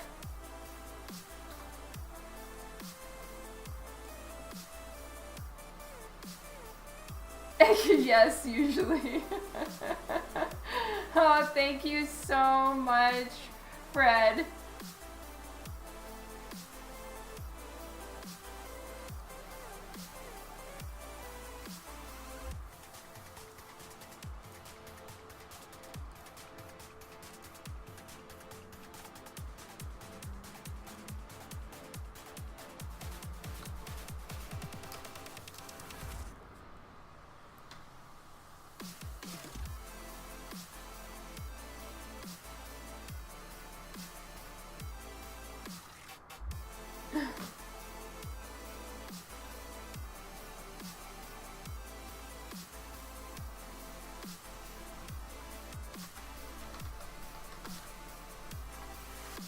No, I did. Well, maybe somebody did. Oh, yeah. Someone said Burger King.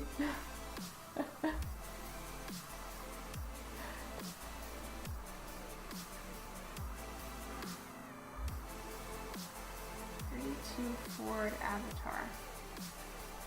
John. Okay. What you could always do is send me a whisper with your full name, if you have that on Facebook, or whatever you are completely on Facebook. Whisper me that so that I can place you.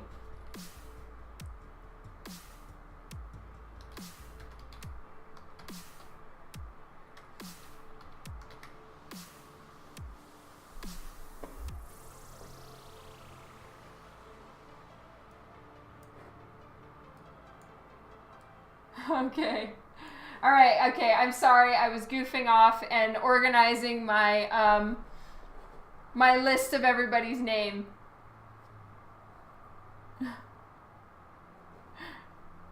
Yes, I could so handle. Right now we're trying to eat healthier and not have so much junk food and sugars in the house because we had 2 birthdays last week, so there was a lot of sugar happening. And now, you know, when you get used to having sugar, you're pretty much just addicted. It like takes 10 minutes for me and I'm addicted and I just want more and more and more. And now I'm just like, give me sugar.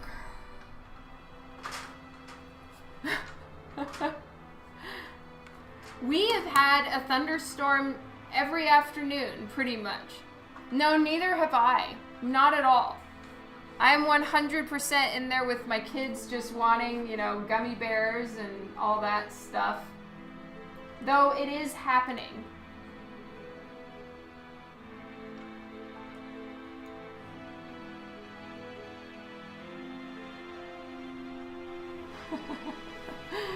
Right? Chocolate, cookies.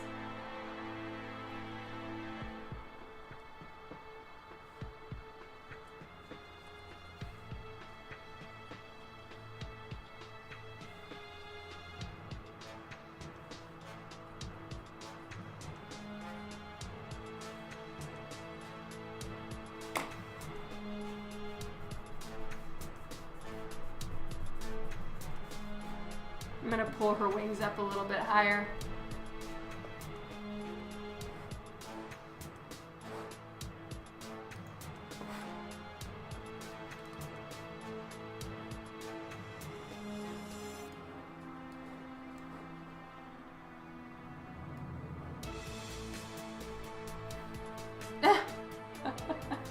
Oh, thank you so much, Philip. So right now I'm working on the wings and they're both kind of on this side, but I'm looking at all the different,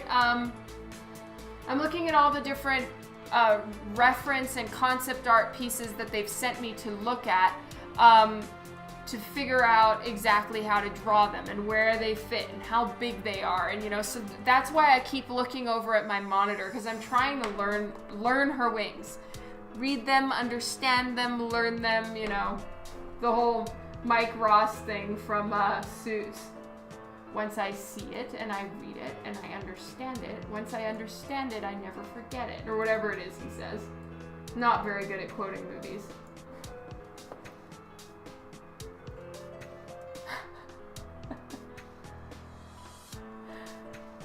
That's true. I agree, Devin.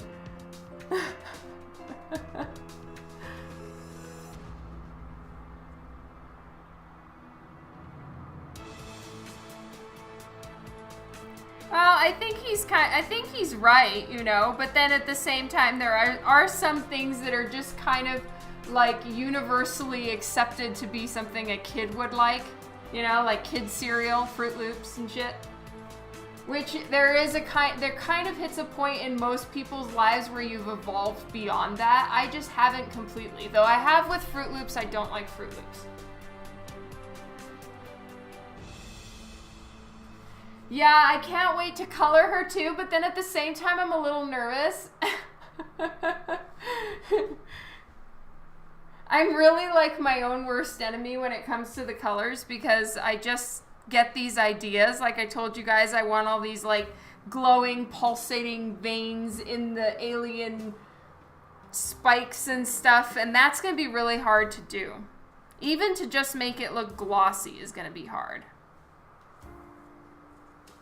No, there's just no way around it. I have to do the wings down. her shoulders are bent too far that way. Which means I'm gonna have to make the whole throne situation a little bit lower in the back.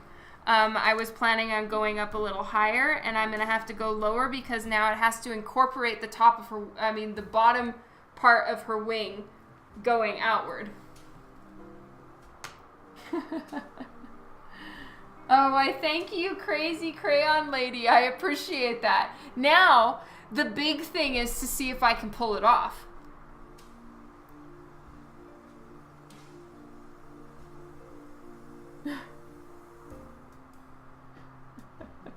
Yeah, it was, Hans. That is so fun. I like your grandmother, Devin.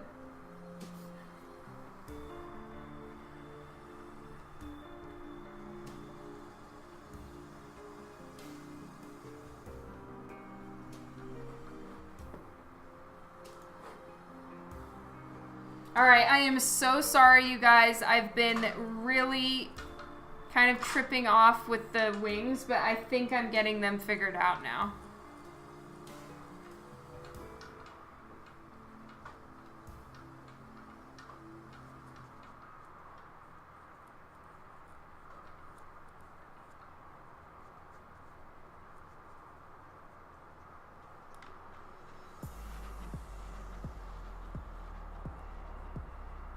And her wings kind of have little thorns coming off of them. I suppose they're like mini spikes or something like that. So they're just like little teeny horns or thorns or something. They really just look like thorns.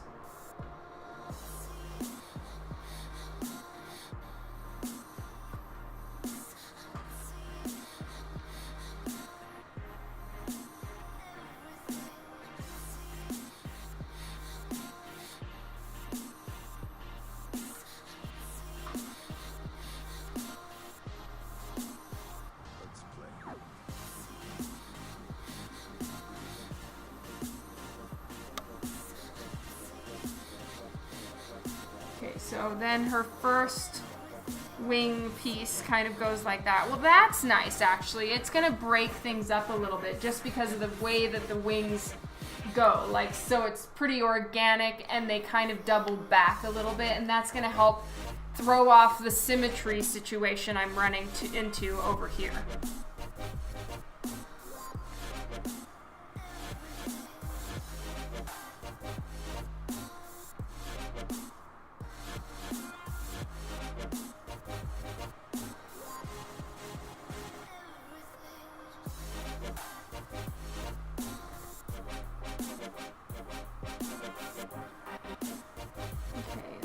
Other piece goes that way.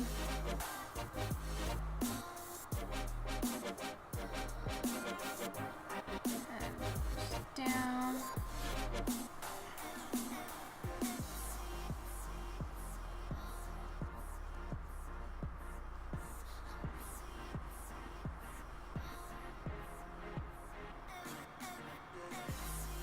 We're always talking food.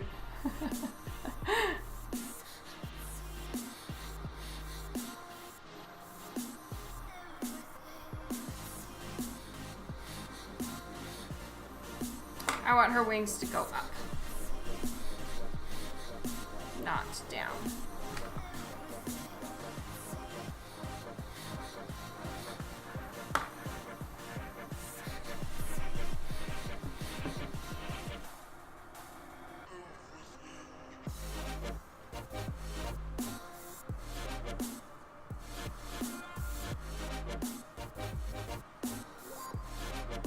There we go. So now I need to spread out her whole wing thing further.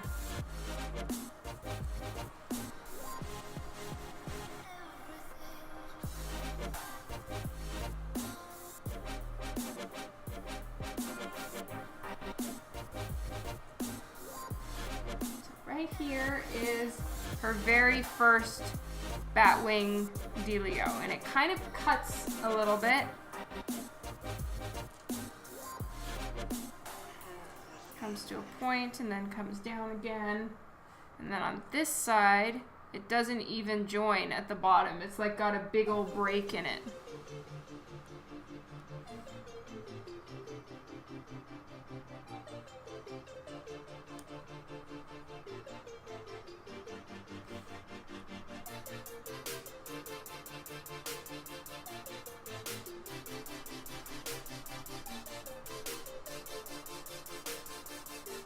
Oh my god, that is amazing, Fred.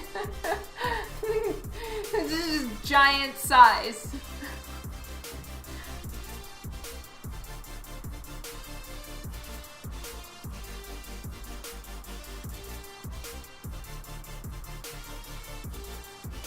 Okay, so I believe that these portions right here are like breaks in the top of the wing, and then all of this is wing.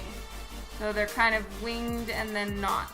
And then right here, see now I think it kind of works to have the alien piece.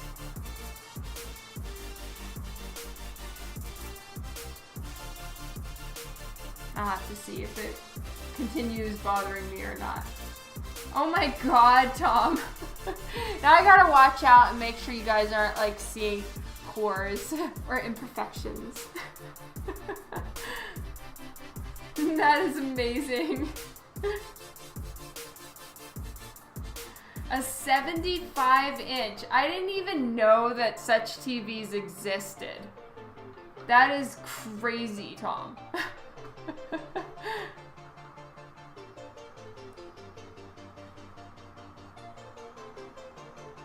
Oh man, that is so encouraging, Hans. I definitely do question myself a ton, and I think it's a normal part of the process. Yes, it's what makes you do better and make the proper choices, get good art onto the paper, all of those things. It's all part of the process of making it the best it can be. You'll be paying it off until you die. Oh, thank you, Tom. That's very sweet. You are, I'm sure your fiance has taught you well. Just don't go there with a girl, right? Be like, aw, yes, you're good.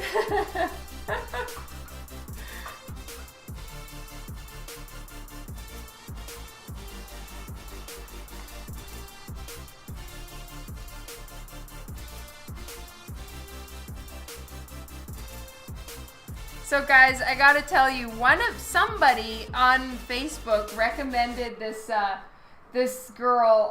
She's a comic, like a comedian, and her name is Eliza Schoenberger Schausslicher. I can't pronounce her last name, but I'm gonna check because she's on Netflix. And somebody posted on Facebook and was like, oh yeah, you should definitely check this girl out. Eliza Schlesinger.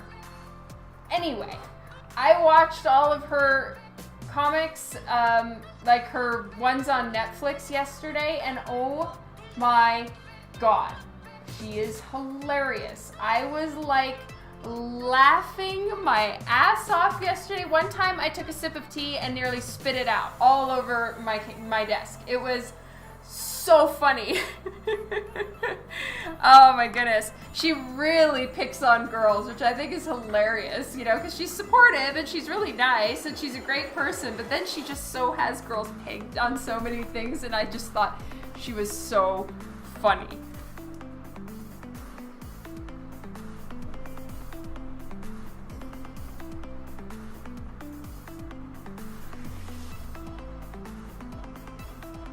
Yeah, I was like, literally, I couldn't breathe. I was laughing so hard. And like, sometimes you're trying to erase. Like, I think when I laugh, I lose all strength in my hands. Because I was laughing so hard and trying to erase something on my paper. And I could barely do it. Like, I mean, I was just so funny. Her whole Shark Tank monologue with like the two girls losing it. I mean, oh my god, she's so funny. Oh, you know what? She is coming to Calgary. She is gonna be here August 17th at the Grey Eagle Casino. Boom.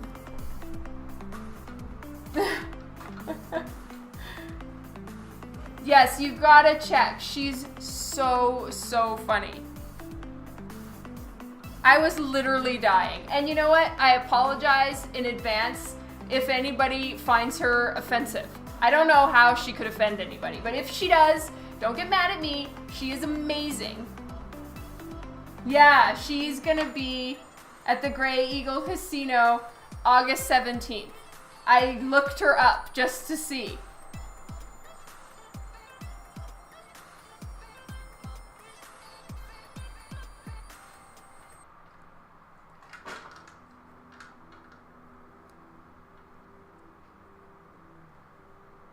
I mean, I could be wrong. Yeah, check the tickets and check. They're not particularly cheap, that's for sure. But check and see if it's the right year, because that was the thing I was like not sure about, and then had to go run and do something else. So I didn't really do my research.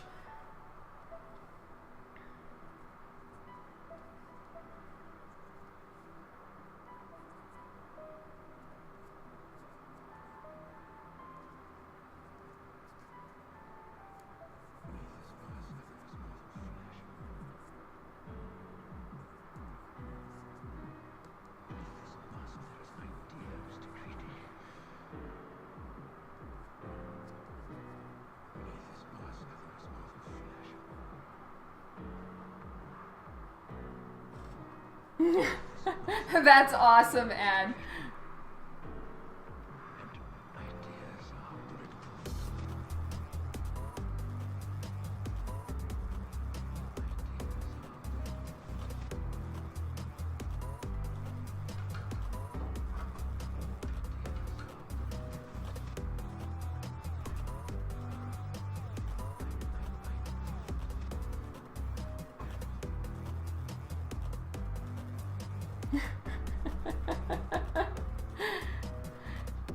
Yeah, Elder Millennial was so funny. Oh my god.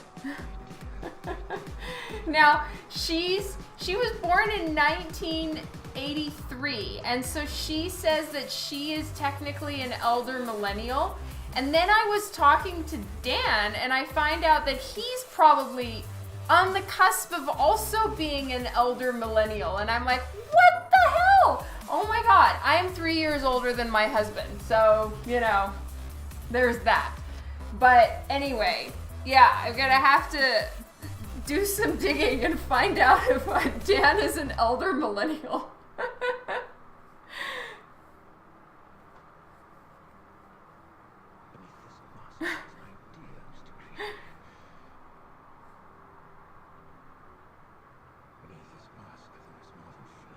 What is that, Kara?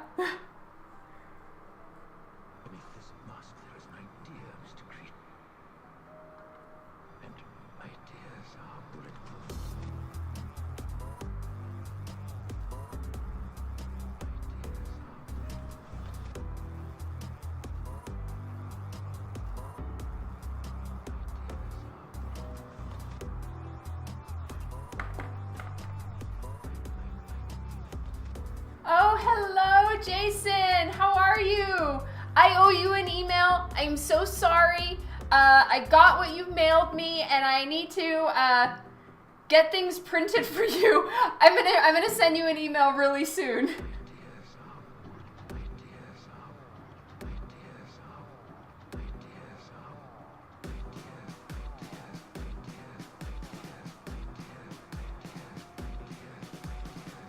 Digital adulthood.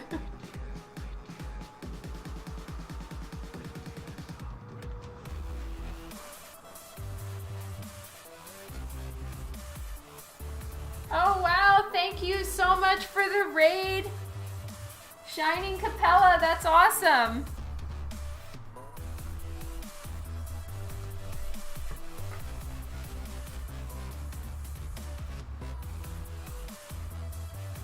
Oh, exennial, I see. We are being rated. Yay!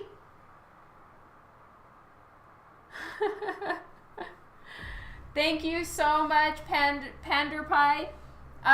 For anyone who has joined, hi, my name is Dawn, and I am working on a cover for Lady Death. It is a character, this particular character is named Hellwitch, and I am working on the sketch for the comic book cover. And then over the next couple days, I will be doing Twitch to do the final line art for it.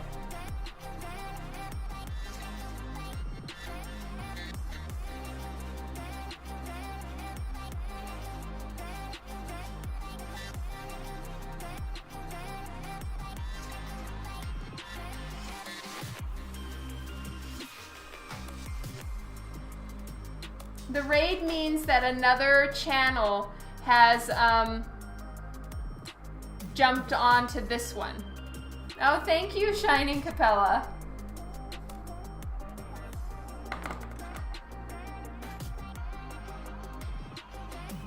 You predate the PC.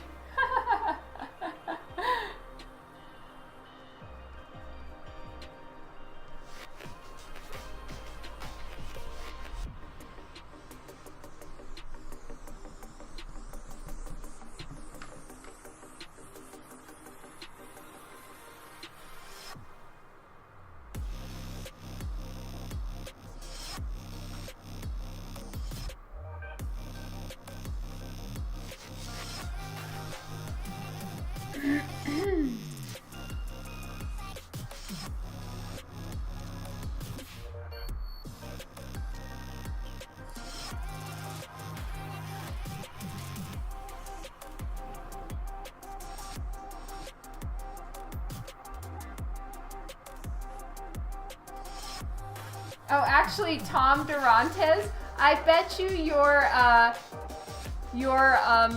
fiance might really enjoy the Elder Millennial one because it's all about how she's engaged. So it might be like really fun for you guys to watch. Oh my God, Devin, happy birthday! Happy birthday to you. I suck at singing or I would carry on, but yes, happy birthday, Devin. You predate the moon landing. That is awesome.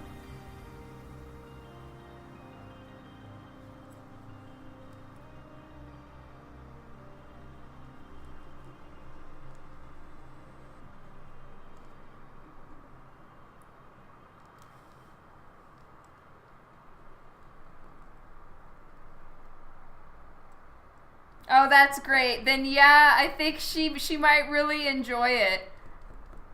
Cause you know, it's about picking out wedding dresses and you know, the story of how you met and all of that. So it might just be like so fun.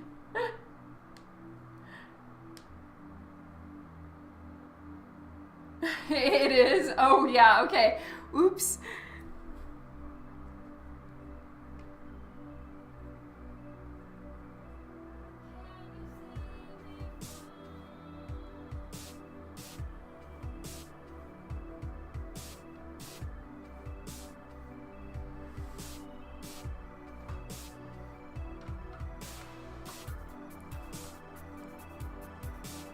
Yeah, the she-dragon.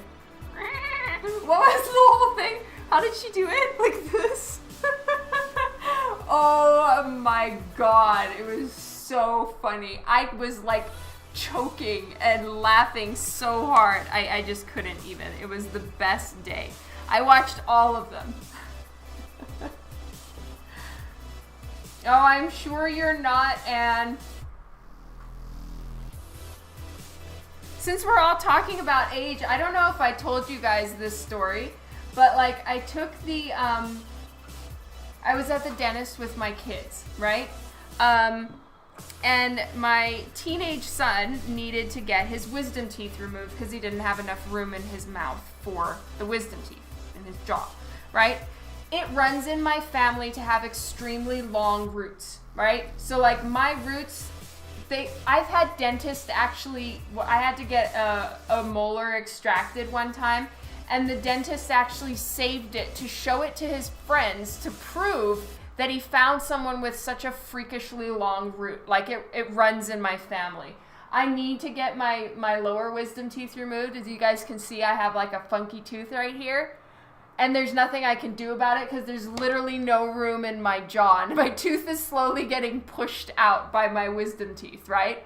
So anyway, my wisdom teeth, though, go into like a nerve canal in here and they hook. So I'm like, there's nothing I can do to get out my wisdom teeth.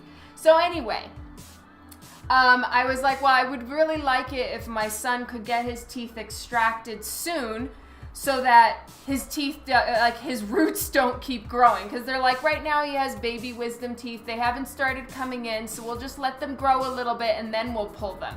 And I'm like, no, freaking pull them now, please, if at all possible, because my teeth they don't come out easily, right? And so the dentist is all like, well, you know, how come your teeth didn't come out? And I was like, it took 4 dentists and a total of about, I can't remember how many hours, but like it took a dentist, 2 specialists, and then an actual oral surgeon to get just to pull one freaking tooth from my mouth. Yeah? So anyway, they try to get the tooth out. No one can get it out. You know, it was my wisdom teeth over here. It took 4 doctors to try to get them out, you know? So I just went from doctor to doctor where they're just like working on my tooth trying to extract it. So then he's like, well, that's really weird. I have a hard time believing that because, you know, you're a middle-aged white woman. Your teeth should just fall out. He calls me a middle-aged white woman, for starters. Ow. This was like 4 years ago. And then tells me my teeth should just fall right out of my mouth. And I'm like, what? Hello, Steve. How are you?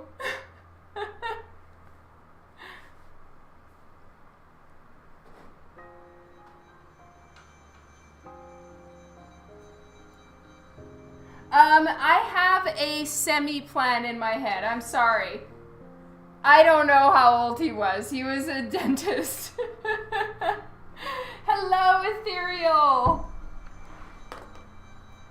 I do start out with this. So I do a bunch of little sketches. This was the first little sketch I did. Then this is the actual layouts that I sent in. And they chose number 3. Oh my god, I couldn't believe he said that. He totally did. He was like, I would understand if you were, you know, and he was like, I would understand if you were a black woman because they're strong and they have really strong bones and stuff. But he's like, but you're a middle-aged white woman. Your teeth should just fall out. I'm like, oh my god, did you just say that to me?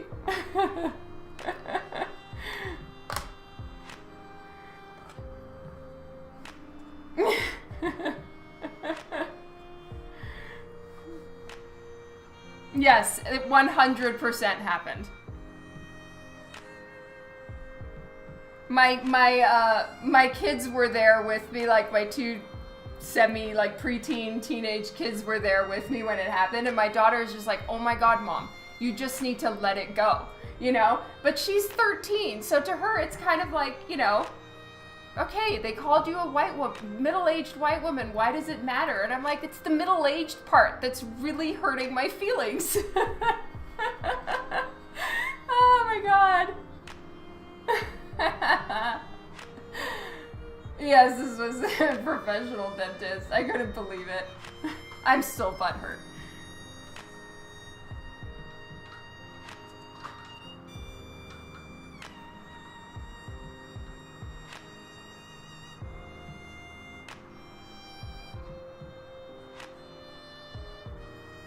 And with that comes the, like, Wonder Bitty!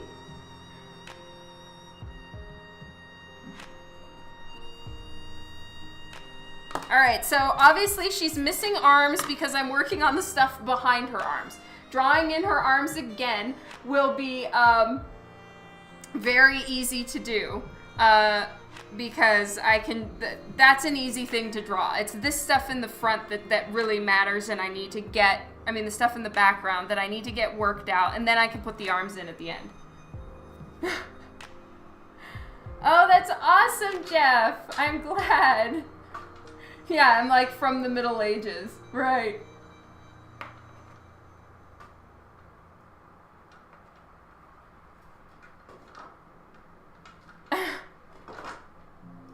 Right.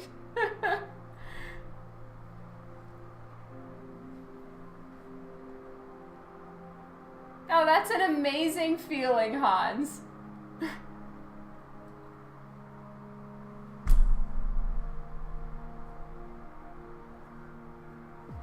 Jeff, right now I'm working on a Hellwitch cover for Lady Death.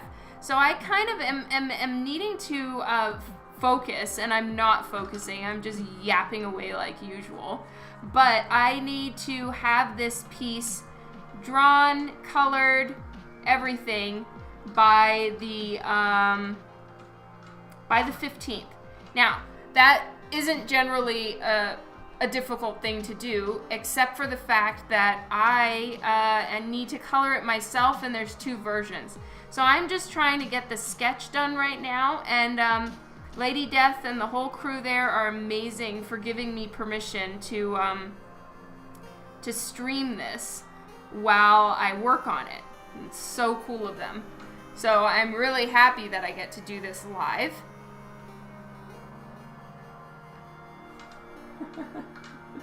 Yes, are you telling me to draw?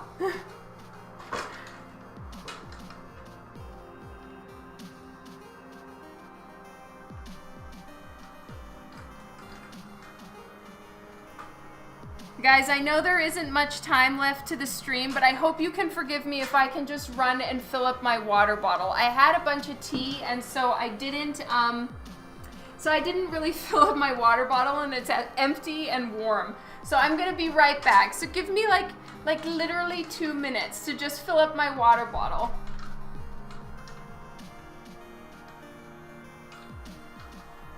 All right, we'll be right back.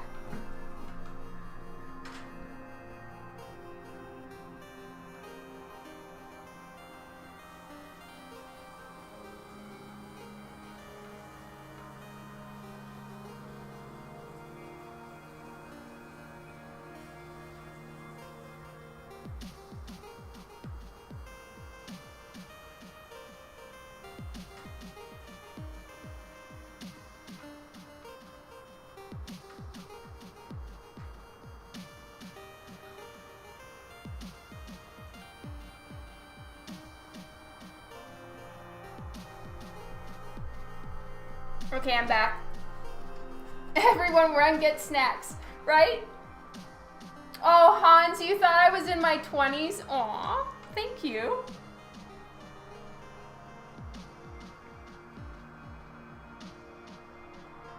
Whenever the cover comes out, I'm going to get it. Oh, thank you so much, Jeff Comic. That is awesome of you. Yay!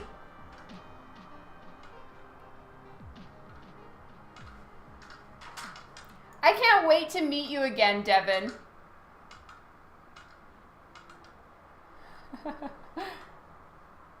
This one is a digitally colored one, and there's 2 versions, so that's what makes it tricky. So literally what I'm doing is I am like going as quickly as I can with the pencils, because I know the coloring is going to take me so long. So like even with like the Batman cover, I literally just, I gave myself, I think, more time to color it than I did to draw it, because I do have the know-how and the time put in for art. I'm not as like, I have the confidence in the art. I'm comfortable doing that. Coloring, I feel out of my element like a fish out of water still. So I'm giving myself as much time as possible for the coloring to get it right, because I have something I want to do in my head and I can't get it to look right. So for every element you see on a final piece, It's probably the third or fourth time I colored that element. Like their skin, for instance, on the Ancient Dreams cover that I just finished. Or the gold, all that glow and stuff that's going on.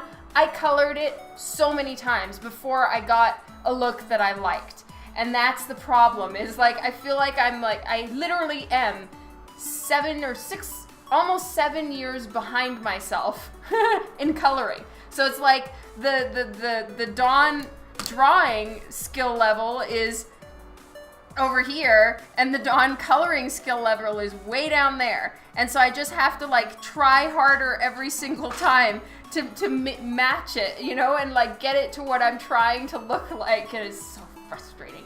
But I'm just giving myself extra time so that I can keep working at it and, you know, pull out a few extra hairs and then keep working at it until it's right.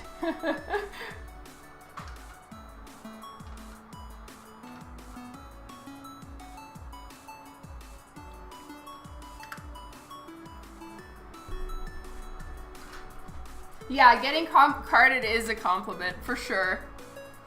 Though here, I never get carded because you have to, I think you just have to look older than 19 or something like that. Alright, I am having a hard time with that back wing. I really can't decide what to do. So for now, I'm just going to leave it. And I'm working on this portion of the throne. Alright, and then her wings attach like so. And then they go behind. So now what I'm going to do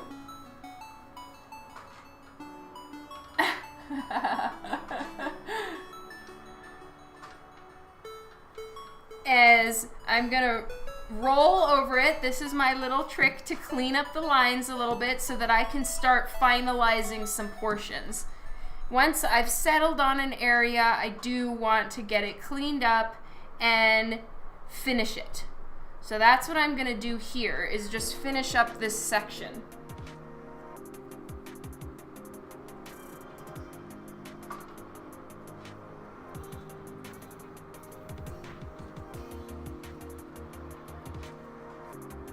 So my plan, because I need to leave at 3:40. So you guys know that's when 3:40 my time. My alarm is gonna ring, and that's when I need to go pick up my son from summer camp. So I'm gonna finish up the sketch and probably come up with like a concept idea for her dress. And then once those things are done, I'm going to submit that to Brian for approval. And then my time, I am your PST. Okay, I'm MST, which means I'm an hour ahead of you. So I have 12 more minutes. That's right. And so what I'm gonna do is I'm going to finish this sketch, hopefully send it off to Brian by tonight. And then tomorrow I will, what I'm gonna do is I'm gonna transfer it to board, meaning that I'm gonna be doing a lot of light boxing work. So I won't go live tomorrow, but then I will on Sunday to show you guys the final line art. So like when I start putting in the line weight and all of that stuff that makes final pencils or inks have that rich, well-bodied look to them, whatever that is. Anyway, I'll do the final line art, and then I will do the patch on Tuesday. This is all wishful thinking. I hope it all works. And then Monday and Tuesday I'll be working on the patches and piecing it all together. And then I'll take you guys on the color journey with me yet again, and we'll do some digital work. All right, let me see. You have to give yourself credit. Even the artists that are considered the top tier are essentially useless as colorists. Aw, thank you, Devin. That's so kind of you. I appreciate it. I'm definitely trying to push myself, and it means a lot that you think that.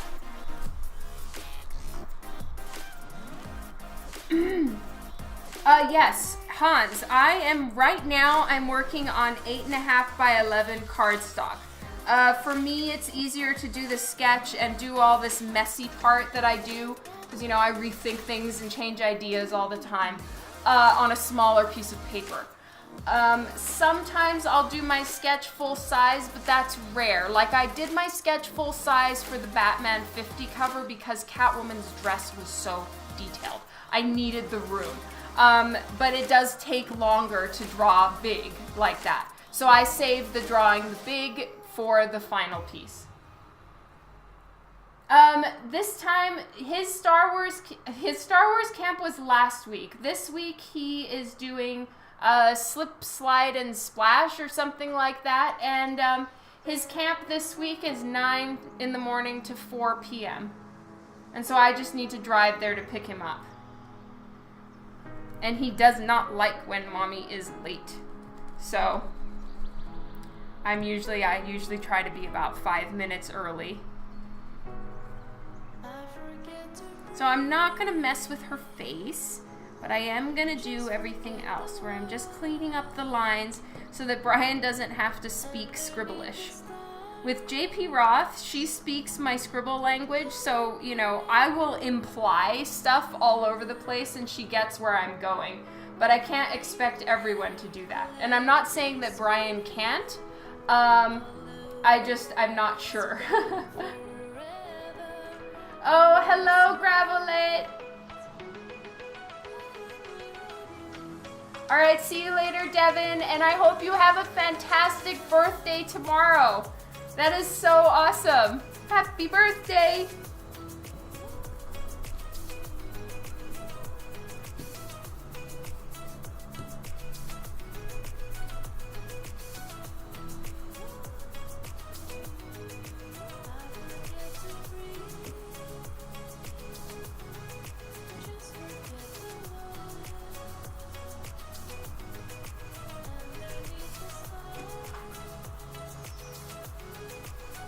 Bye, Devin.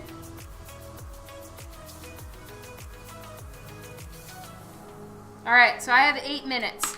So let's draw in her arm now. So she's craning her neck like this. So we are seeing a lot more of this trap section than normal. But it just gives a little bit of like a sway and a swerve to her body.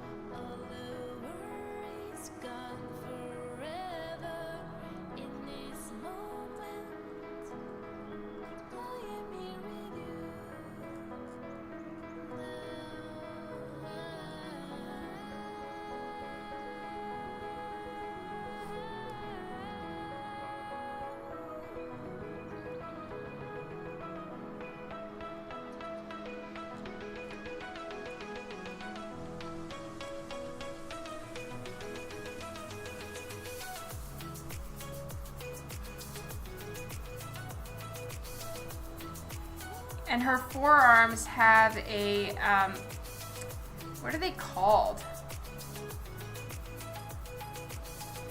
Think this, but armor.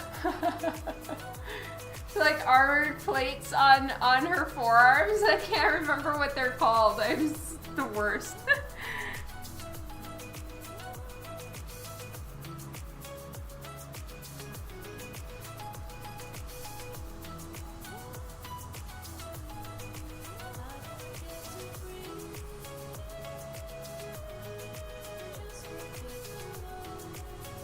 So like I said, because this is a crystal cover, it's going to have Swarovski crystals on it.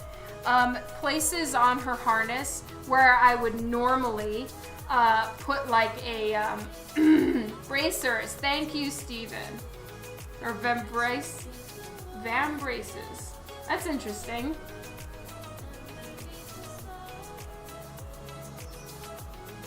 Anyway, yeah, so I need to draw those on her because I'm trying to stay in the realm of what she normally wears, even though I'm kind of going a little rogue, which is what Brian told me I could do.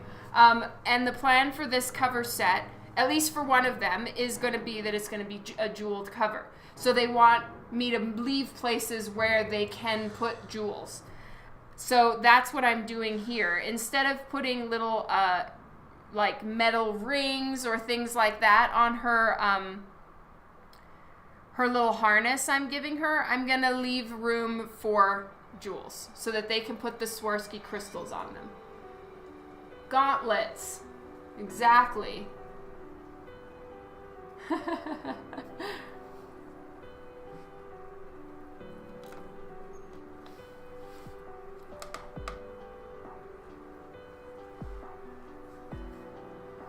All right, so I have 4 minutes left before I need to go. So like I said, everybody, I will hopefully be streaming again on Sunday to show you guys the final line art of the main cover. And then I will do I'll do the digital colors also on live streaming, because Brian is amazing and gave me permission to stream the whole process, which is awesome. What time on Sunday? You know what? That is a really, really good question. Usually I do it, you know, I'm around 4. My time is when I start, and I go about 4 to 7 is my general time that seems to work.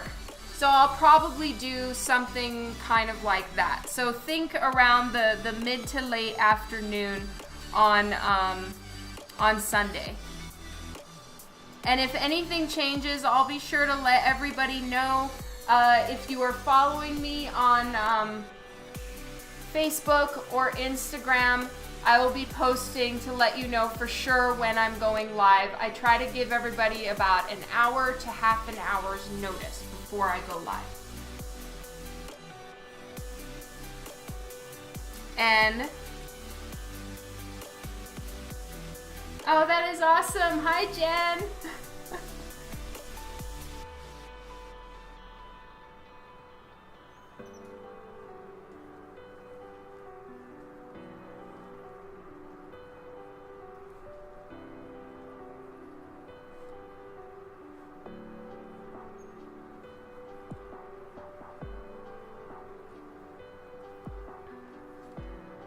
Alrighty. Well, I better go so that I can actually leave on time. And so there we go. We have the basic throne set up. I have one side done. So for this, I am going to flip it and use the same thing. And then the wings are ready. Her body has been set up. And the chair was really the part I was the most unsure about. So I'm really happy that portion is done. I love you all so much. Thank you for hanging out with me. You rock so hard. It has been a really, really fun stream. Always enjoy hanging out with you guys. And I'll be in touch for sure when I work on the final of this one. But thank you so much for hanging out with me. And once again, this is a Coffin Comics cover of the character Hellwitch. And yay, we have most of everything ready. And I can hopefully submit this for approval tonight. Woo! I'll see you all later. Have a great Saturday. Enjoy your evening. I'll talk to you soon. Bye.